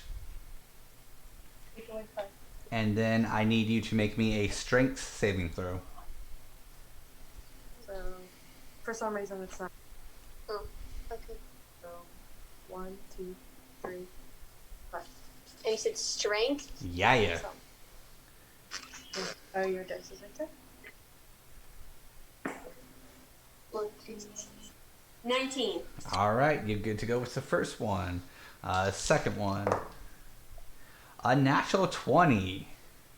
You bastard.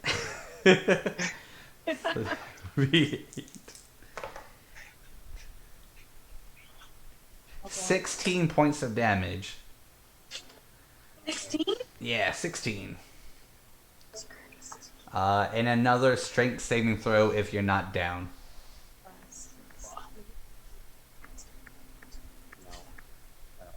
All the others ones that I guess Abby.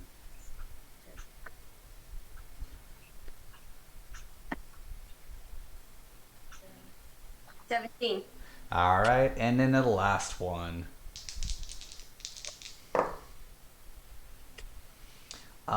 16. Nope. Well, how you looking, Leander? I'm at 11 points. Ooh, all right. So the one who just chomped you, he was able to just, as you dodged one of them, he came up and just tore into your side. You were able to get him off of you, so you weren't prone. So you got, you successfully did that. Well done. Nonagon. Alrighty. Do I have at least 2 things next to me? Yes, you have 1 wolf and 1 death dog. Alright, so I'm gonna go ahead and do my action surge, and I'm gonna try to swing my axe. Or not my axe. My war pick. I'm gonna swing once to knock it in, and then swing over and get the other one on the other side of me.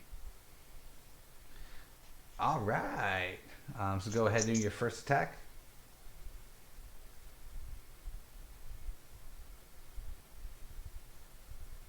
$16. 16 will hit the wolf. Alrighty. You want me to do damage, or you want me to throw the other attack? You can do damage if this one attack is just for the wolf. Okay. Make sure I throw the right dice. 13. All right, that will be on the wolf, and this one has yet to be hit. It's still up. Okay, so I'm still gonna deflect for the 2. So I'm gonna do the dog on the other one. Okay. The wolf on the first one. And there are lovely Singwin. And that'll be a 16 again. Okay, so let me see the wolves. 16 will hit. Okay. Going for damage. 8 damage. All right. All right, that's what we're talking about. DPS them slowly down. Well, hello, Sanguine, and welcome to the fray. Hello, what's happening? To catch you up really quickly, the group have went into that combat that we talked about last week. A old companion by the name of Adkar has come to kill Mai and his companions. He has brought along a horde of opponents from guards that have been killed mainly thanks to the efforts of Kor and Iris. We have a pack. We have the Wolf Pack up top fighting Leander and Nanaga, plus a fallen Azamar. We have the hype man somewhere over here of the enemy team. And we have 2 sleeping guards. And Sanguine, I was controlling. Unfortunately, Sanguine did not get a chance to do anything because everything died before they got to him. So Sanguine was going to go help Mai. But that might change. So let's see what happens. Okay. Sanguine, you are at the bottom of the initiative. Okay. So that was Naniga.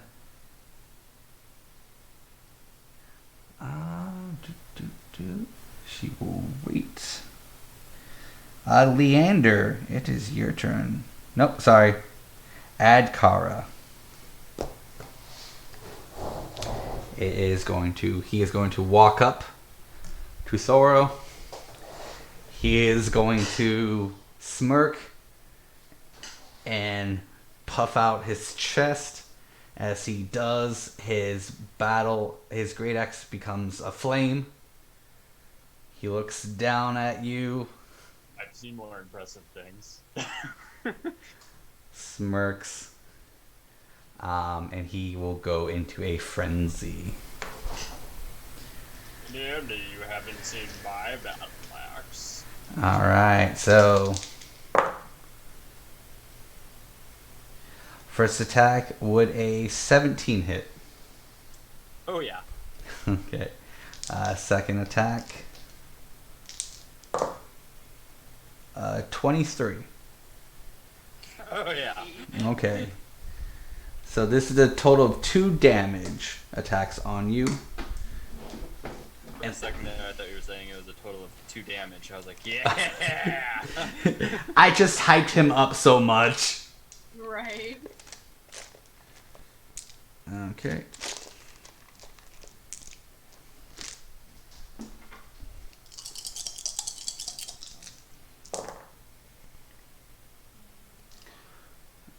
Okay, so this will be 28 points of damage. As he just carves one strike across your chest, comes back up and another across your chest, making an X as flames and blood scattered across your body.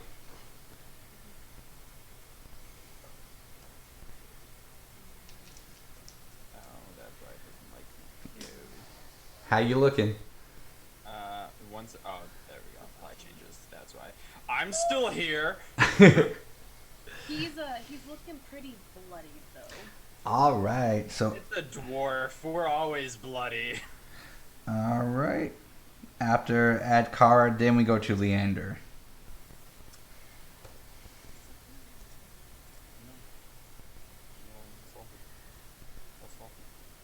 Okay. I'm sorry. So we already talked about what she's gonna do. So, who's next to her? How many? 5. 5. Okay.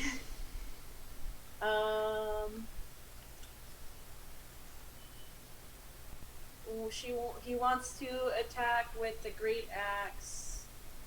Which one do you want to attack? Whatever one's closest to. All right, so we'll go with the wolf that's already been attacked. Okay, so great axe. Would you like to roll? Or do you want me to roll? Do my hands are covered in chicken. I don't want my dice to have salmonella on them. Salmonella? It's great for the bones. 22. That will definitely hit. Okay, and then D12. Yeah.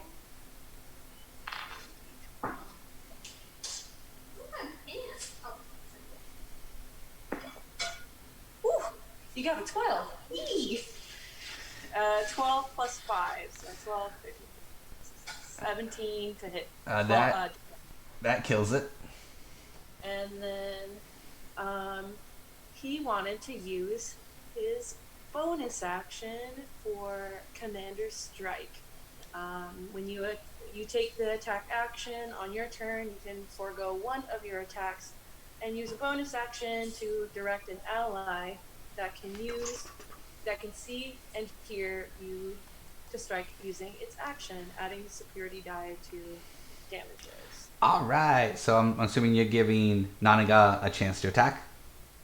Yes. All right, so Nanaga, go ahead and attack. The closest thing you can attack is the death dog that you attacked earlier. All right, let's go for it. Natural 20. All right, so we're gonna hold off really quick. So that maxes your die once. Unfortunately, that does not apply to the superiority die as well. So what's the damage on your weapon? I have a D8, 1d8 for the damage, but then I also have fighting style, so I add 4 to whatever I roll for damage. All right, so then go ahead and roll your D8 first. Do you want us to do the superiority die now? 1 second. We'll get the critical out of the way first. Okay. So that's gonna be at 7. All right, so 8 plus 7. So 11. So it's so 7 was what I rolled, but then I got the plus 4.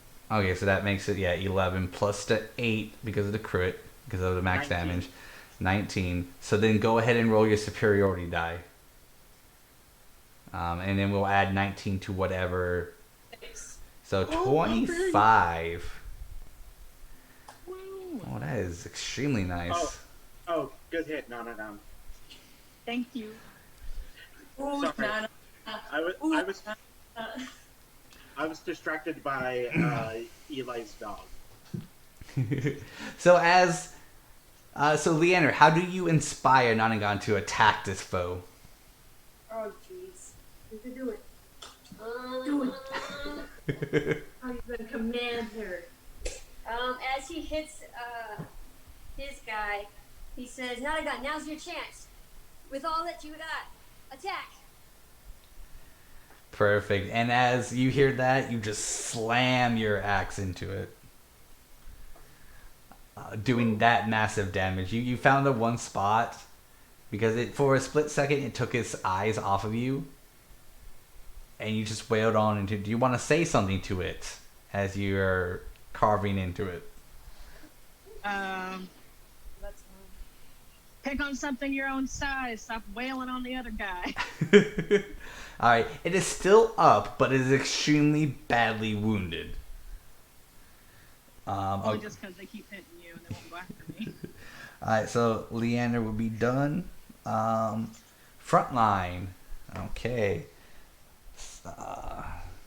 Give me 1 second.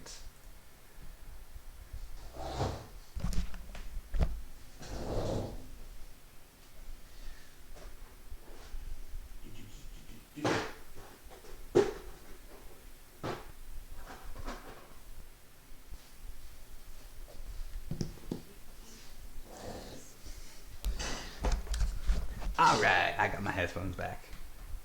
Because Eli stole them. I don't know, I just wanted to say your name. Oh, okay. I was like, what?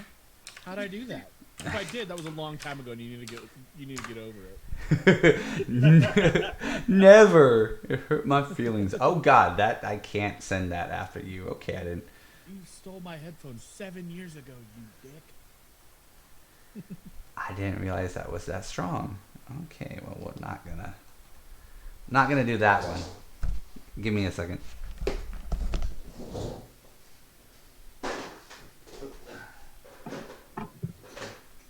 So was somebody doing damage to the fallen ASMR? Not yet. Okay. They've just kind of stood there. They're standing there,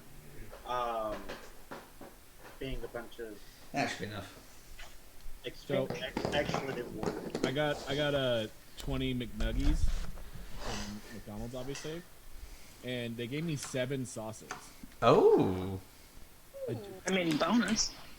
I know. I It's hear free a- sauce, but Nuggies.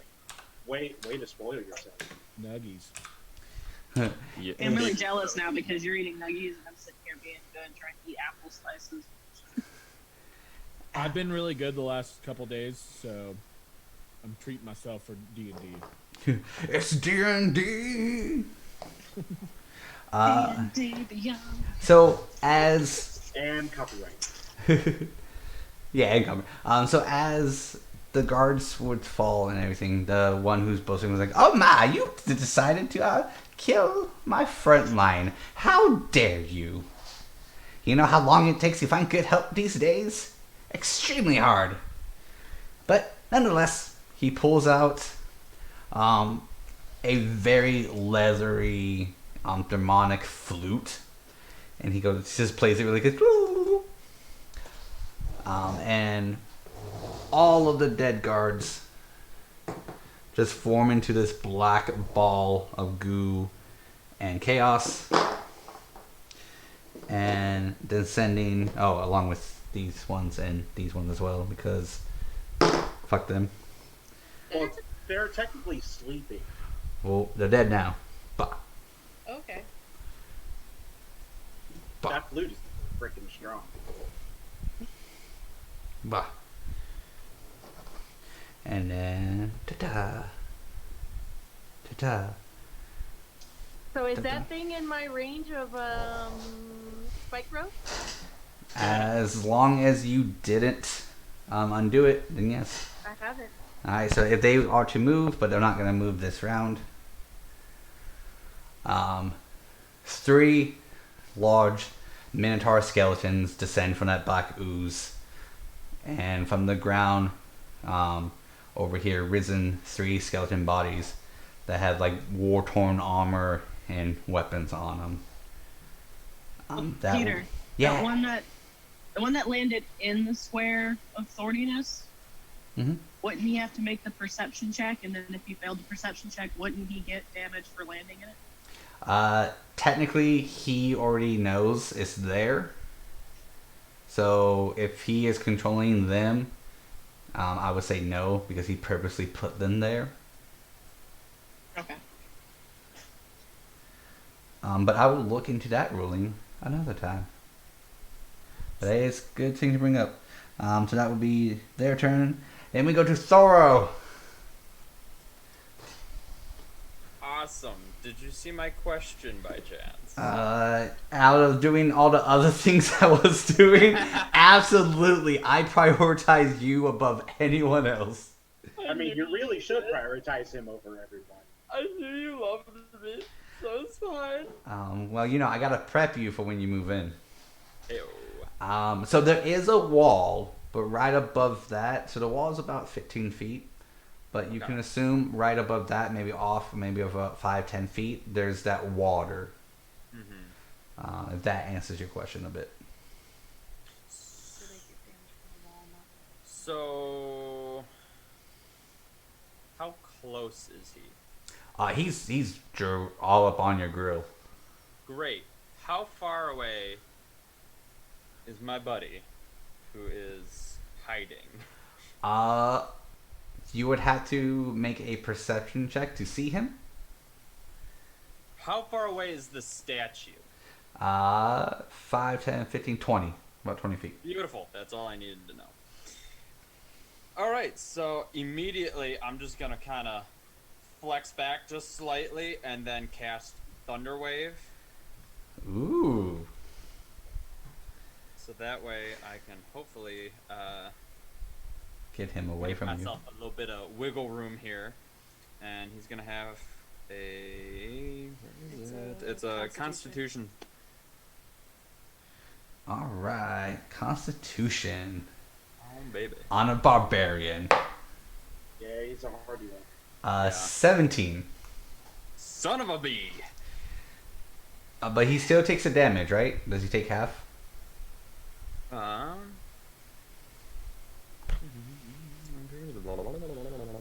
Unsuccessful save. Yep, takes half. So I need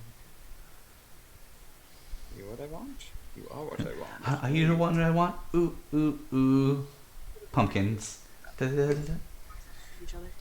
Or Oh, it's that one. oh, it's this one. And you get.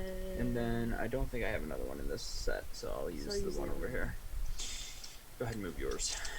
That way I don't accidentally. Add them. Yeah, add those to there. Oh look, it's just maximum now. Let's see. Oof. So 7. So I rolled a 7, so it's like, 3.5. Alright. Okay. He takes the blow and he just looks down at you. Must make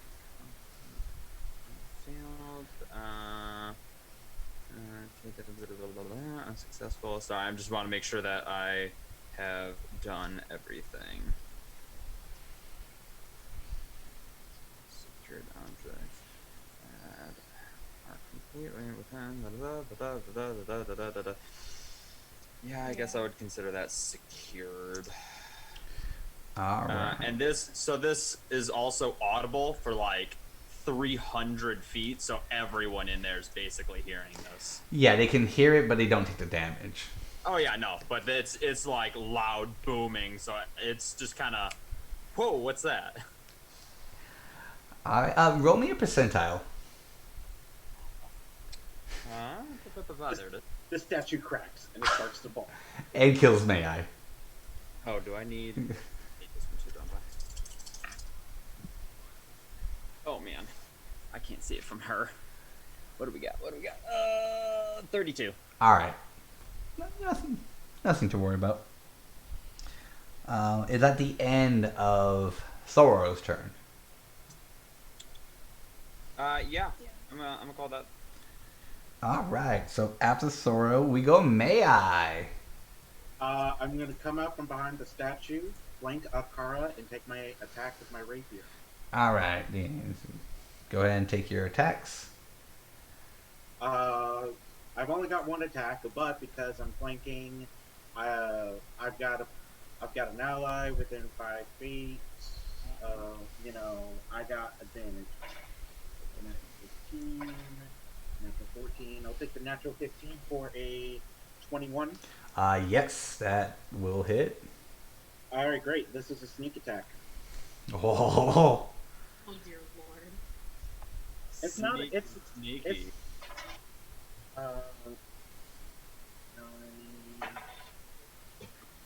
15, 19 points of damage. All right, and that was because of slashing. I'm piercing. They'll probably. I think they take half on this because it's a. Yeah, they have resistance to slashing, bludgeoning, and piercing. Yeah. Yeah. It's one of those. So what would be the total? So half of 19. So rounded down would be 9. All right, so he takes 9 points of damage. And then. So question I have: can I use my bonus action to hide behind Akara since he is category size larger than me? Oh, that's. Naturally stealthy. You can attempt to hide even when you're obscured only by a creature that is at least one size larger than you. If I would say if it wasn't in combat, yes, but since we're in combat, no. Kind of be a snake. Or even if it was like an ally of mine. I know we used it before as a little funny thing to do. But you would have to, I guess, in that case, get behind Sanguine. Okay. Or Sorrow. Okay, I'm just making sure that I could do it with an ally, but just not with someone that I'm in combat fighting against. Yeah. Okay. That's what I was checking up on. All right. And then with my bonus action, don't think I could do anything, so yeah, dash, disengage, or hide. That's great. I'm going to.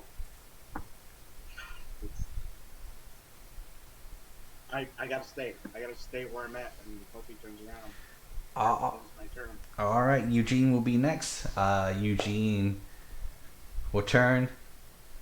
He will put his hands in his pocket, pull them out to finger guns, and then he will go Scorching Ray, pew pew pew pew pew. So the first attack, it will be on the Minotaur that is right here. Oh yeah, natural 19. So that will hit. His second ray, unfortunately, that will miss. His third ray, because scorching ray is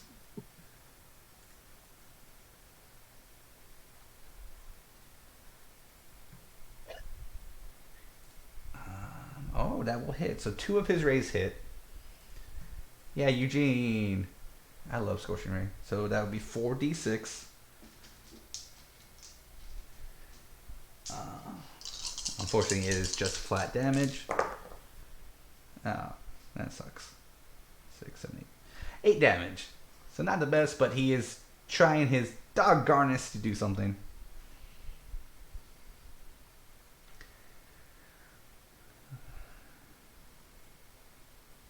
Okay, then Eugene. So May is right behind it. Eugene will go 5, 10, 15, 20, 25, 30. Eugene will step up in front of them, so they go for him. He will have his sword out and ready to go. After Eugene is Iris.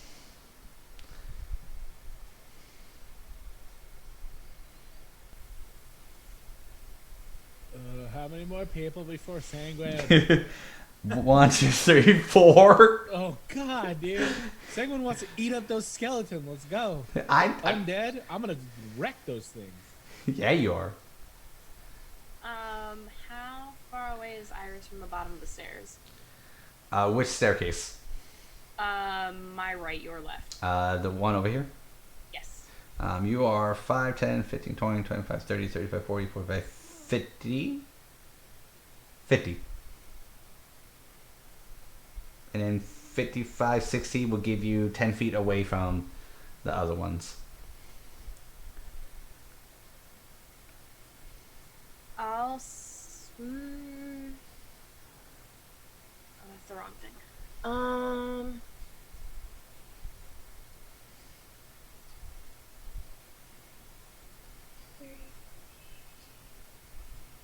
If I'm at the bottom of the staircase, would any of the wolves / hellhounds be able to see me?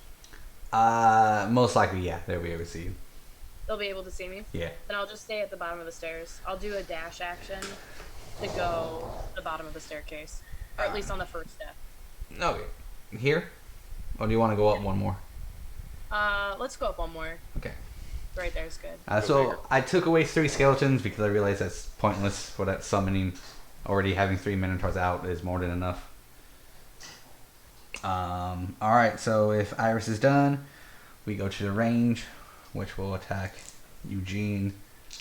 Actually, we'll attack Core, since Core still has a spell up. Does a 22 hit Core? Alright. 10 points of damage. This hit you right in the thigh. I love how I pointed to my gut when I said that. And then go ahead and make me a Constitution saving throw to keep that spell up. And I love how all of us could see that you pointed to your gut instead of your thigh. Well, the viewers could see me. Well, whenever you watch the video, you will see the lovely that is Peter. Yeah, sure. And how right now he's going to take a bite of Chips Ahoy. Concentration? Yeah, so you got to make a concentration save to keep up the spell.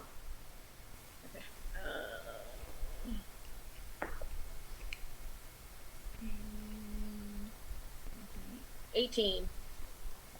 Alright, I'll say that keeps it up. After them will be dogs. Oh, hey, Leander. You're gonna be a nice little chew toy. A 20 will hit. I cut some watermelon. That will miss. I did try to distract them with my mouthing off, and didn't happen. This one will move over here to block Iris from getting to the group. And so it'll be 1 attack on Iris. So Leander is going to take it hit his first attack, but it missed his second attack. So Leander will take apparently nothing because I can't. 4 damage.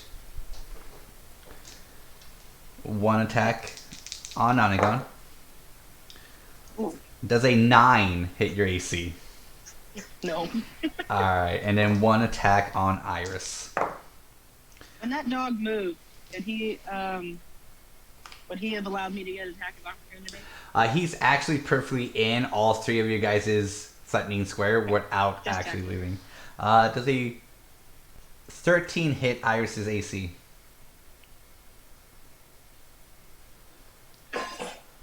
You are very lucky because my AC is a 13. Ah! Ha ha! 3 points of damage. 3? 3.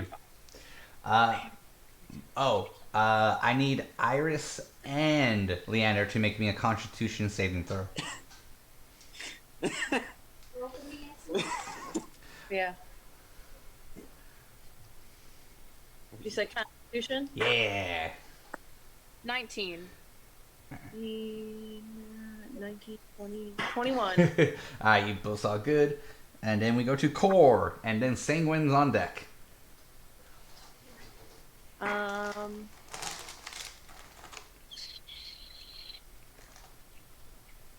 So Iris ran to the side where all the wolves are, correct? Mm-hmm. Correct.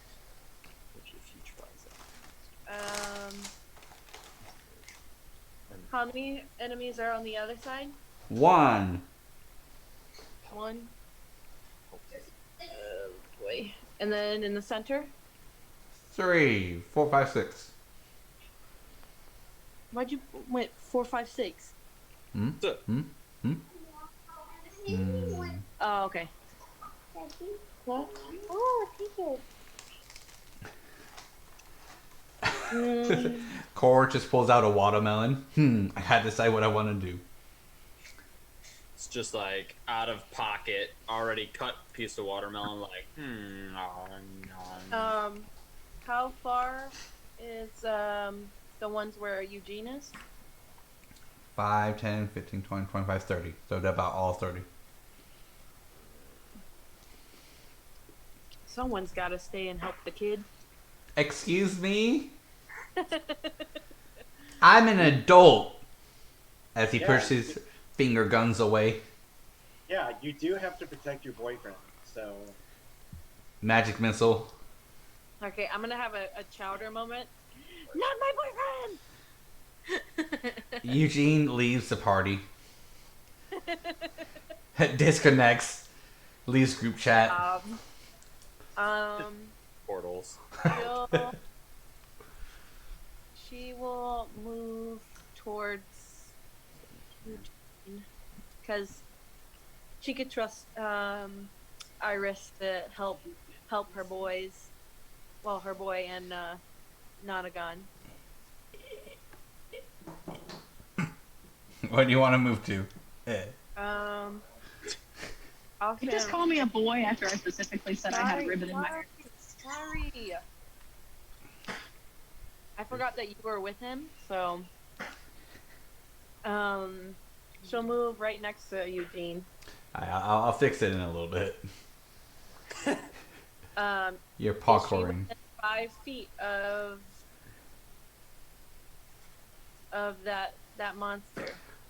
You can be if you want. That would make you get right on top of him. I really don't want to be that close. Okay. So right now I have you right behind Eugene. So you're about 5, 10, you're about 15 feet away from the skeletons.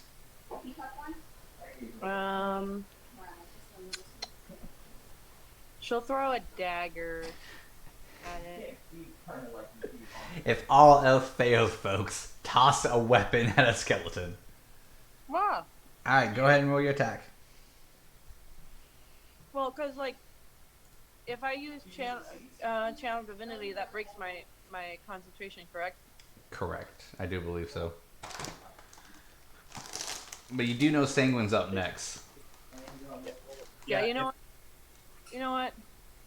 I believe in Sanguine. She's gonna drop her spell, and she's gonna use channel divinity. Turn undead. Alright, tell me what it does.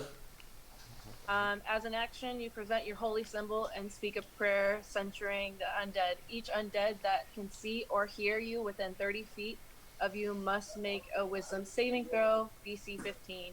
If the creature fails its saving throw, it is turned for 1 minute or until it takes any damage. A turned creature must spend its turn trying to move as far away from you as it can. It can't willingly move to a space within 30 feet of you. It also can't take reactions. For its action, it can only use the dash action to try to escape from an effect that prevents it from moving. If there's nowhere to move, the creature can use the dodge action. Alrighty then. So it doesn't do them any damage. No, Alright. but if they fail their DC, they basically have to run away from you. Alright. 5, 10, 15, 20, 25, 30. 5, 10, 15, 20, 25, 30. So that will be 2, 4, 6, 8, 10, 12. 12 D4. Let's see, hold on. 1 D4.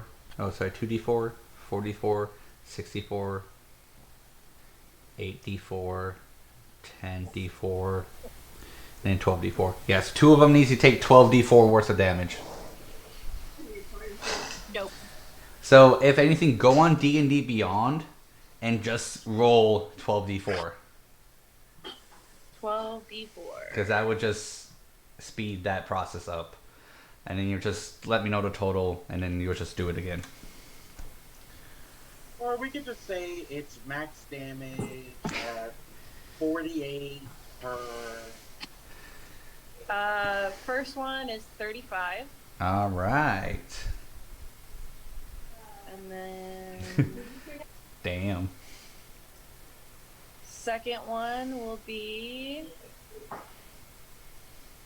33. Okay. So you channel your power of your god. Everyone kind of feels this like very fresh air, very lovely scented smell, radiant from Core. Eugene kind of just had those like anime like googly eyes at Core. Ah, so pretty. And the Minotaurs just go, fuck it, we're gone. The person who did the flute tried to counter your prayer. It didn't work, so he broke his weapon and just flung it. I was like, this is useless. Yo, I'm serious. Like, this is some Overwatch shit. Player of the game. Core is really stepping up in combat, so now I just need to focus Core. Alright, is that the end of Core's turn? Yes. Alright, so he's big, he's holy, he has a lizard for a face. It is Sanguine's turn. No, he's not fast enough to get within melee range anymore, I don't think. You can get in melee range of the big giant stone giant that is fighting your... That's like an actual giant? He's a stone. I think it's called stone giant. He's a Goliath. Goliath, thank you. Oh, okay. Is he a fiend by chance? He is actually a fiend. He has a subtype fiend. Perfect. Okay, so I'm going to go up to him. Mm-hmm. Sanguine, I'm up there, help! And I just go, what up, you big bitch? And I'm going to attack him. Alright, straddle. With my glaive, of course. Okay. Does a 16 hit him? Let me check. 16 does hit him. Perfect. Okay, I'm just going to take my second attack now. Actually, I don't know his health, so I'm not going to waste that. Alright. So I'm going to use a first level Divine Smite on him. Oh, yeah. Which gives me 3d8 extra damage. Oh, God, because you're level 5. Yes, sir. I got to reroll that. Okay. I'm going to have to do a little bit of math here. Where's my d10 at? 1. Got it. 2. 7. Okay. So that is 21 points of damage on my first hit. Ooh. Is he still alive? Yeah, he's still up. Damn. Okay. Well, I'm gonna hit him again. Question: is any of that at half damage? Oh yes, it is half damage. Oh, damn. Oh, it's half damage. Damn. Is the smite like holy damage? It is. It is radiant it's damage. radiant. Oh, so only just the weapon damage itself would be Correct. Oh, So- not the whole wait. thing. Oh, excuse me. I was incorrect. I didn't add my addition to that. So, I rolled a 4 on my weapons damage. So that would actually be 9 halved. So, your weapon damage is 9, or is this? Yeah, my weapon damage is 9, So that'd be 4. and then my smite damage is 17. Okay, so then I'll add 17. Okay, and I don't know if you'll allow this because I didn't say it right away. I was gonna bonus action Hunter's Mark him at the beginning of my turn. Roll me a percentile. Ah, damn. Okay. 86. Let's see if you can beat me in this roll.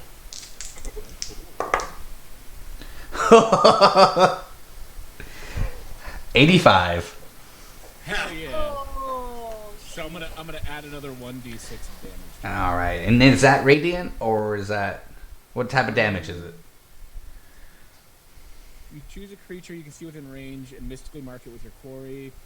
Until the spell ends, you deal an extra 1d6 damage to the target whenever you hit it with a weapon. So it'd be on my weapons. Okay, so roll that, then half it. Okay, I rolled a 5, so do you do 2? Yeah, it would be 2. Okay. Hey, And I'm gonna hit him again. again. Yep, for my second attack. Ah, Well, that's definitely gonna hit. So I'll roll my. well, what is it? Yeah. Well, Isn't he flanking with me? He is. It is a 19. So I think I hit, right? Well, I don't know. I kind of want to say no because you assumed. Yeah. But I assumed correct. since I know that you're going to let me deal 56 damage to you, sure, yeah, you can go ahead and that'll hit. Okay, perfect. So that's 8. And then this would be half as well. It's 4. So it'd be 14 halved. So 7. All right. And then. And 16 radiant damage. All right. So he. You said 16? 16, yes. Radiant damage. Damn. And that's how you get around the barbarian. All right. That's my first combat round we've had. Did Sanguine, was he able to add the +5 for temporary hit points too? Oh yeah, you have +5 temporary hit points. Ooh, fun. So now, does that smite work for every attack you do in a turn, or does it just go away on the first one? It just says that I have to expel a spell slot. So anytime I hit with my weapon, You have to. I just got rid of 2 first level spells. Alright. So, but isn't doing a smite a bonus action? It is not. Okay. I specifically looked that up. Okay. So, this is gonna be interesting. So, as you just wail into him and just see like volcanic kind of like ashy blood splat off of him, he kind of just turns to you and smiles. And then, since we go to the top, it wolves. As his reaction, he will transform Into a bear. Actually, yeah. I mean, I knew that. Thoro's now just like, yes, I want to pet it. Into a stone for demonic bear. Whoa, what? I'm sorry, did I hear stone? Well, Goliaths do have stone skin, so yes. The dwarf is just like, yes. All right. So we will go back to the top. Wolves. All right. So let's do this again. Leander. 18. 5 damage. It's like, And then a strength saving throw.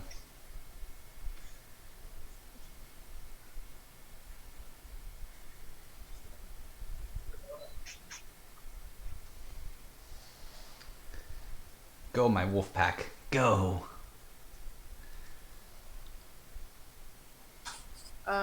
For the strength saving throw is a 21. All right. Next wolf, the only one left, will be on Nonagon. 14. All right. So after wolves, let's see. Let's see what I want to do. Where?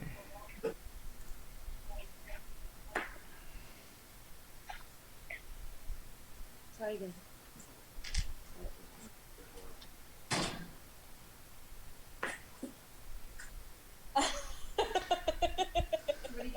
He got a net 20. He got that 20 for what? Oh, my brother, I was like, he rolled and I went, try again. And he goes, I always get bad rolls. And he rolled and he got a net 20. All right. May I please roll me a wisdom saving throw?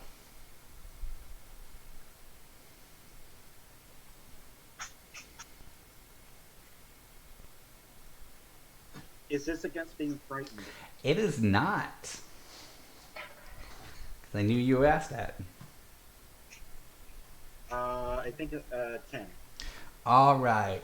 So, as Adkar transforms into this beastly stone demon creature, you feel a gentle hand touch the back of your shoulder.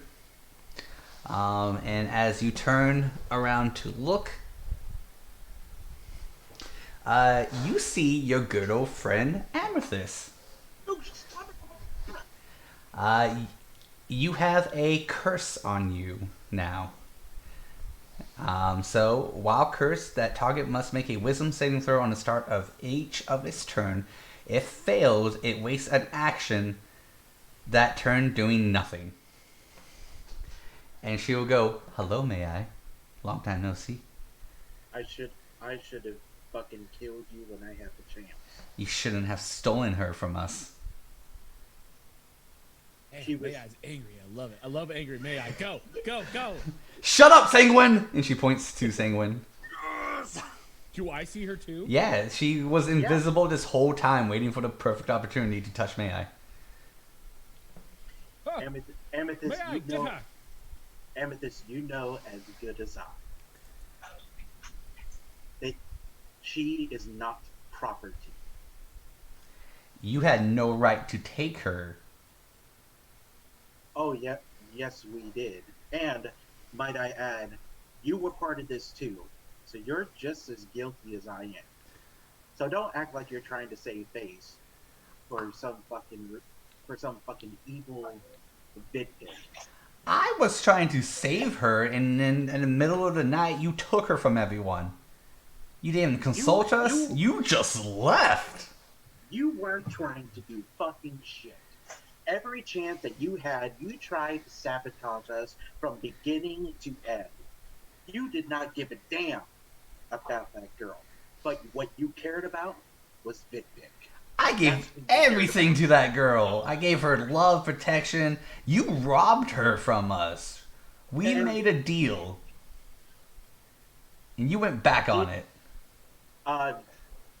Yeah, because it's fucking Vidpick. A devil. And every devil gets his payment.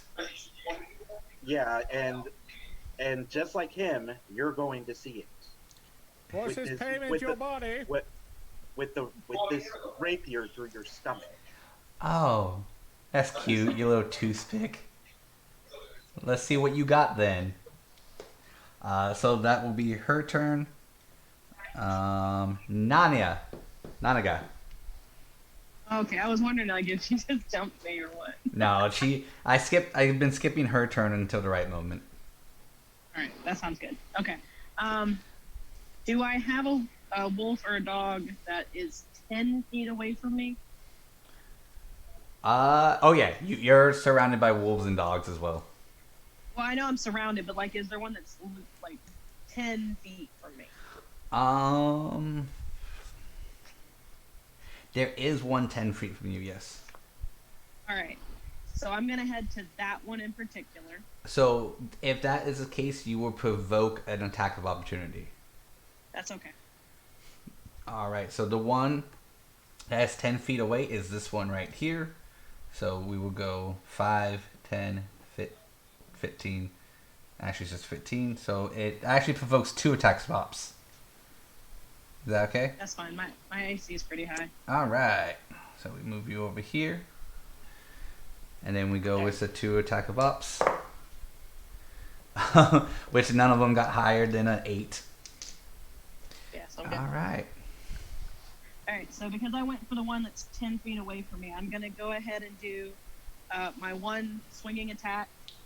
And then it's also going to activate my charger feat. So I moved at least 10 feet in a straight line before taking the bonus action, so then I get to do my bonus melee attack. All right. So 2 attacks. All right, the first one's going to be 17. 17 will hit. Okay, and damage on that one's going to be 12. All right. All right, and then the bonus melee attack is going to be... That one's going to miss. 6, 7, 8, 9, 10. Yeah, unfortunately that one will miss. Alright. That one does look bad now. So we have these 2 up here look pretty bad. Is that the end of your turn? Yeah, that's the end of my turn. All right. I already used my action surge. You're one. You're only Adkara. It is his turn. He has flanking on melee, may I? Because Iris is within 5 feet. Not Iris. Amethyst is within 5 feet from him. So his first attack will be on melee. Oh my god, on may I? I swear I do know your guys' names. Does a 16 hit? Yes. Okay, so this will be... It's gonna hurt.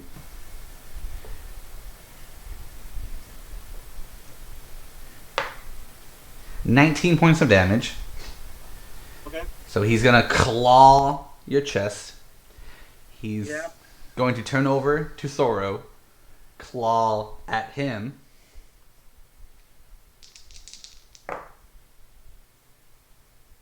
Uh, 20.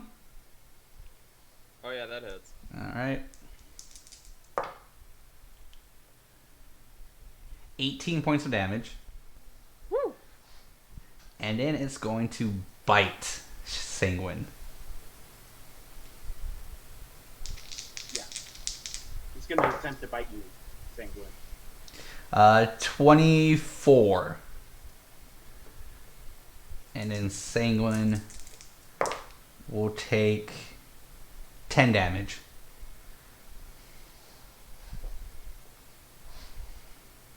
Alright, that would be Leander. Alright, we got her moves settled. Oh dear God.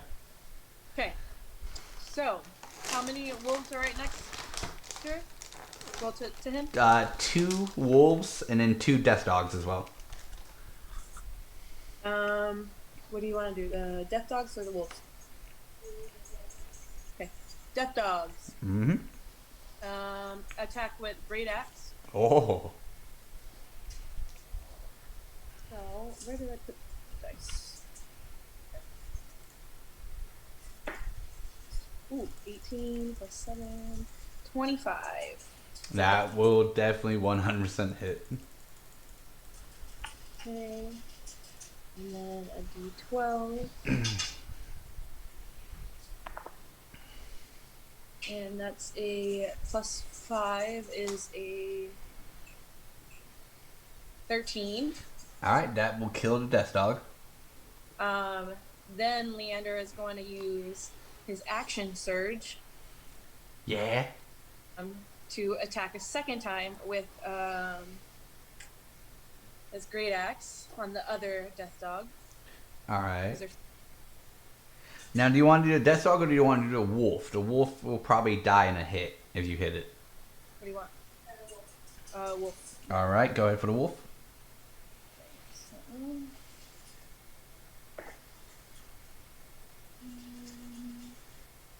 17 to hit. Alright, that will hit. Roll your damage.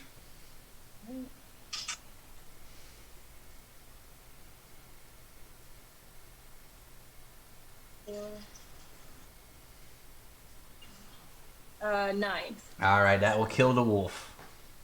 And then as a bonus action, he would like to do second wind. Once per short rest, you can use a bonus action to regain 1d10 plus 4 hit points. Is action surge a bonus action?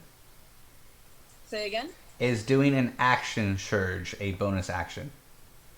No, it no. does. It is not a bonus action. Alright, 10-4, then go ahead and do that second wind. See, I got this. I know what I'm doing. I know. I'm just asking. Alright, so then Yes, that'll be his turn. Alright. So, unfortunately, all my lovely babies have to go away through the portal because they are fearful of a pink-haired lady.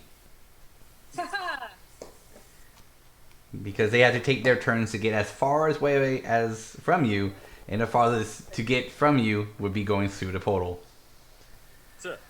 And he goes, ah, damn it. I guess I have no other choice. I didn't want to get my hands dirty. But I will. Only so I can smack that little bitch. 5, 10, 15, 20, 25, 30, 35, 40, 45. Did you call me a bitch or did you call Mayhai a bitch? May I? Okay, I was about to say, how dare. So this guy, he just like cracks his knuckles, like stretches his legs, and then he sprints to the edge of the wall and then just easily climbs it and hops up in it. And goes, there he is. I'm gonna punch him, but not yet. I gotta wait 6 seconds.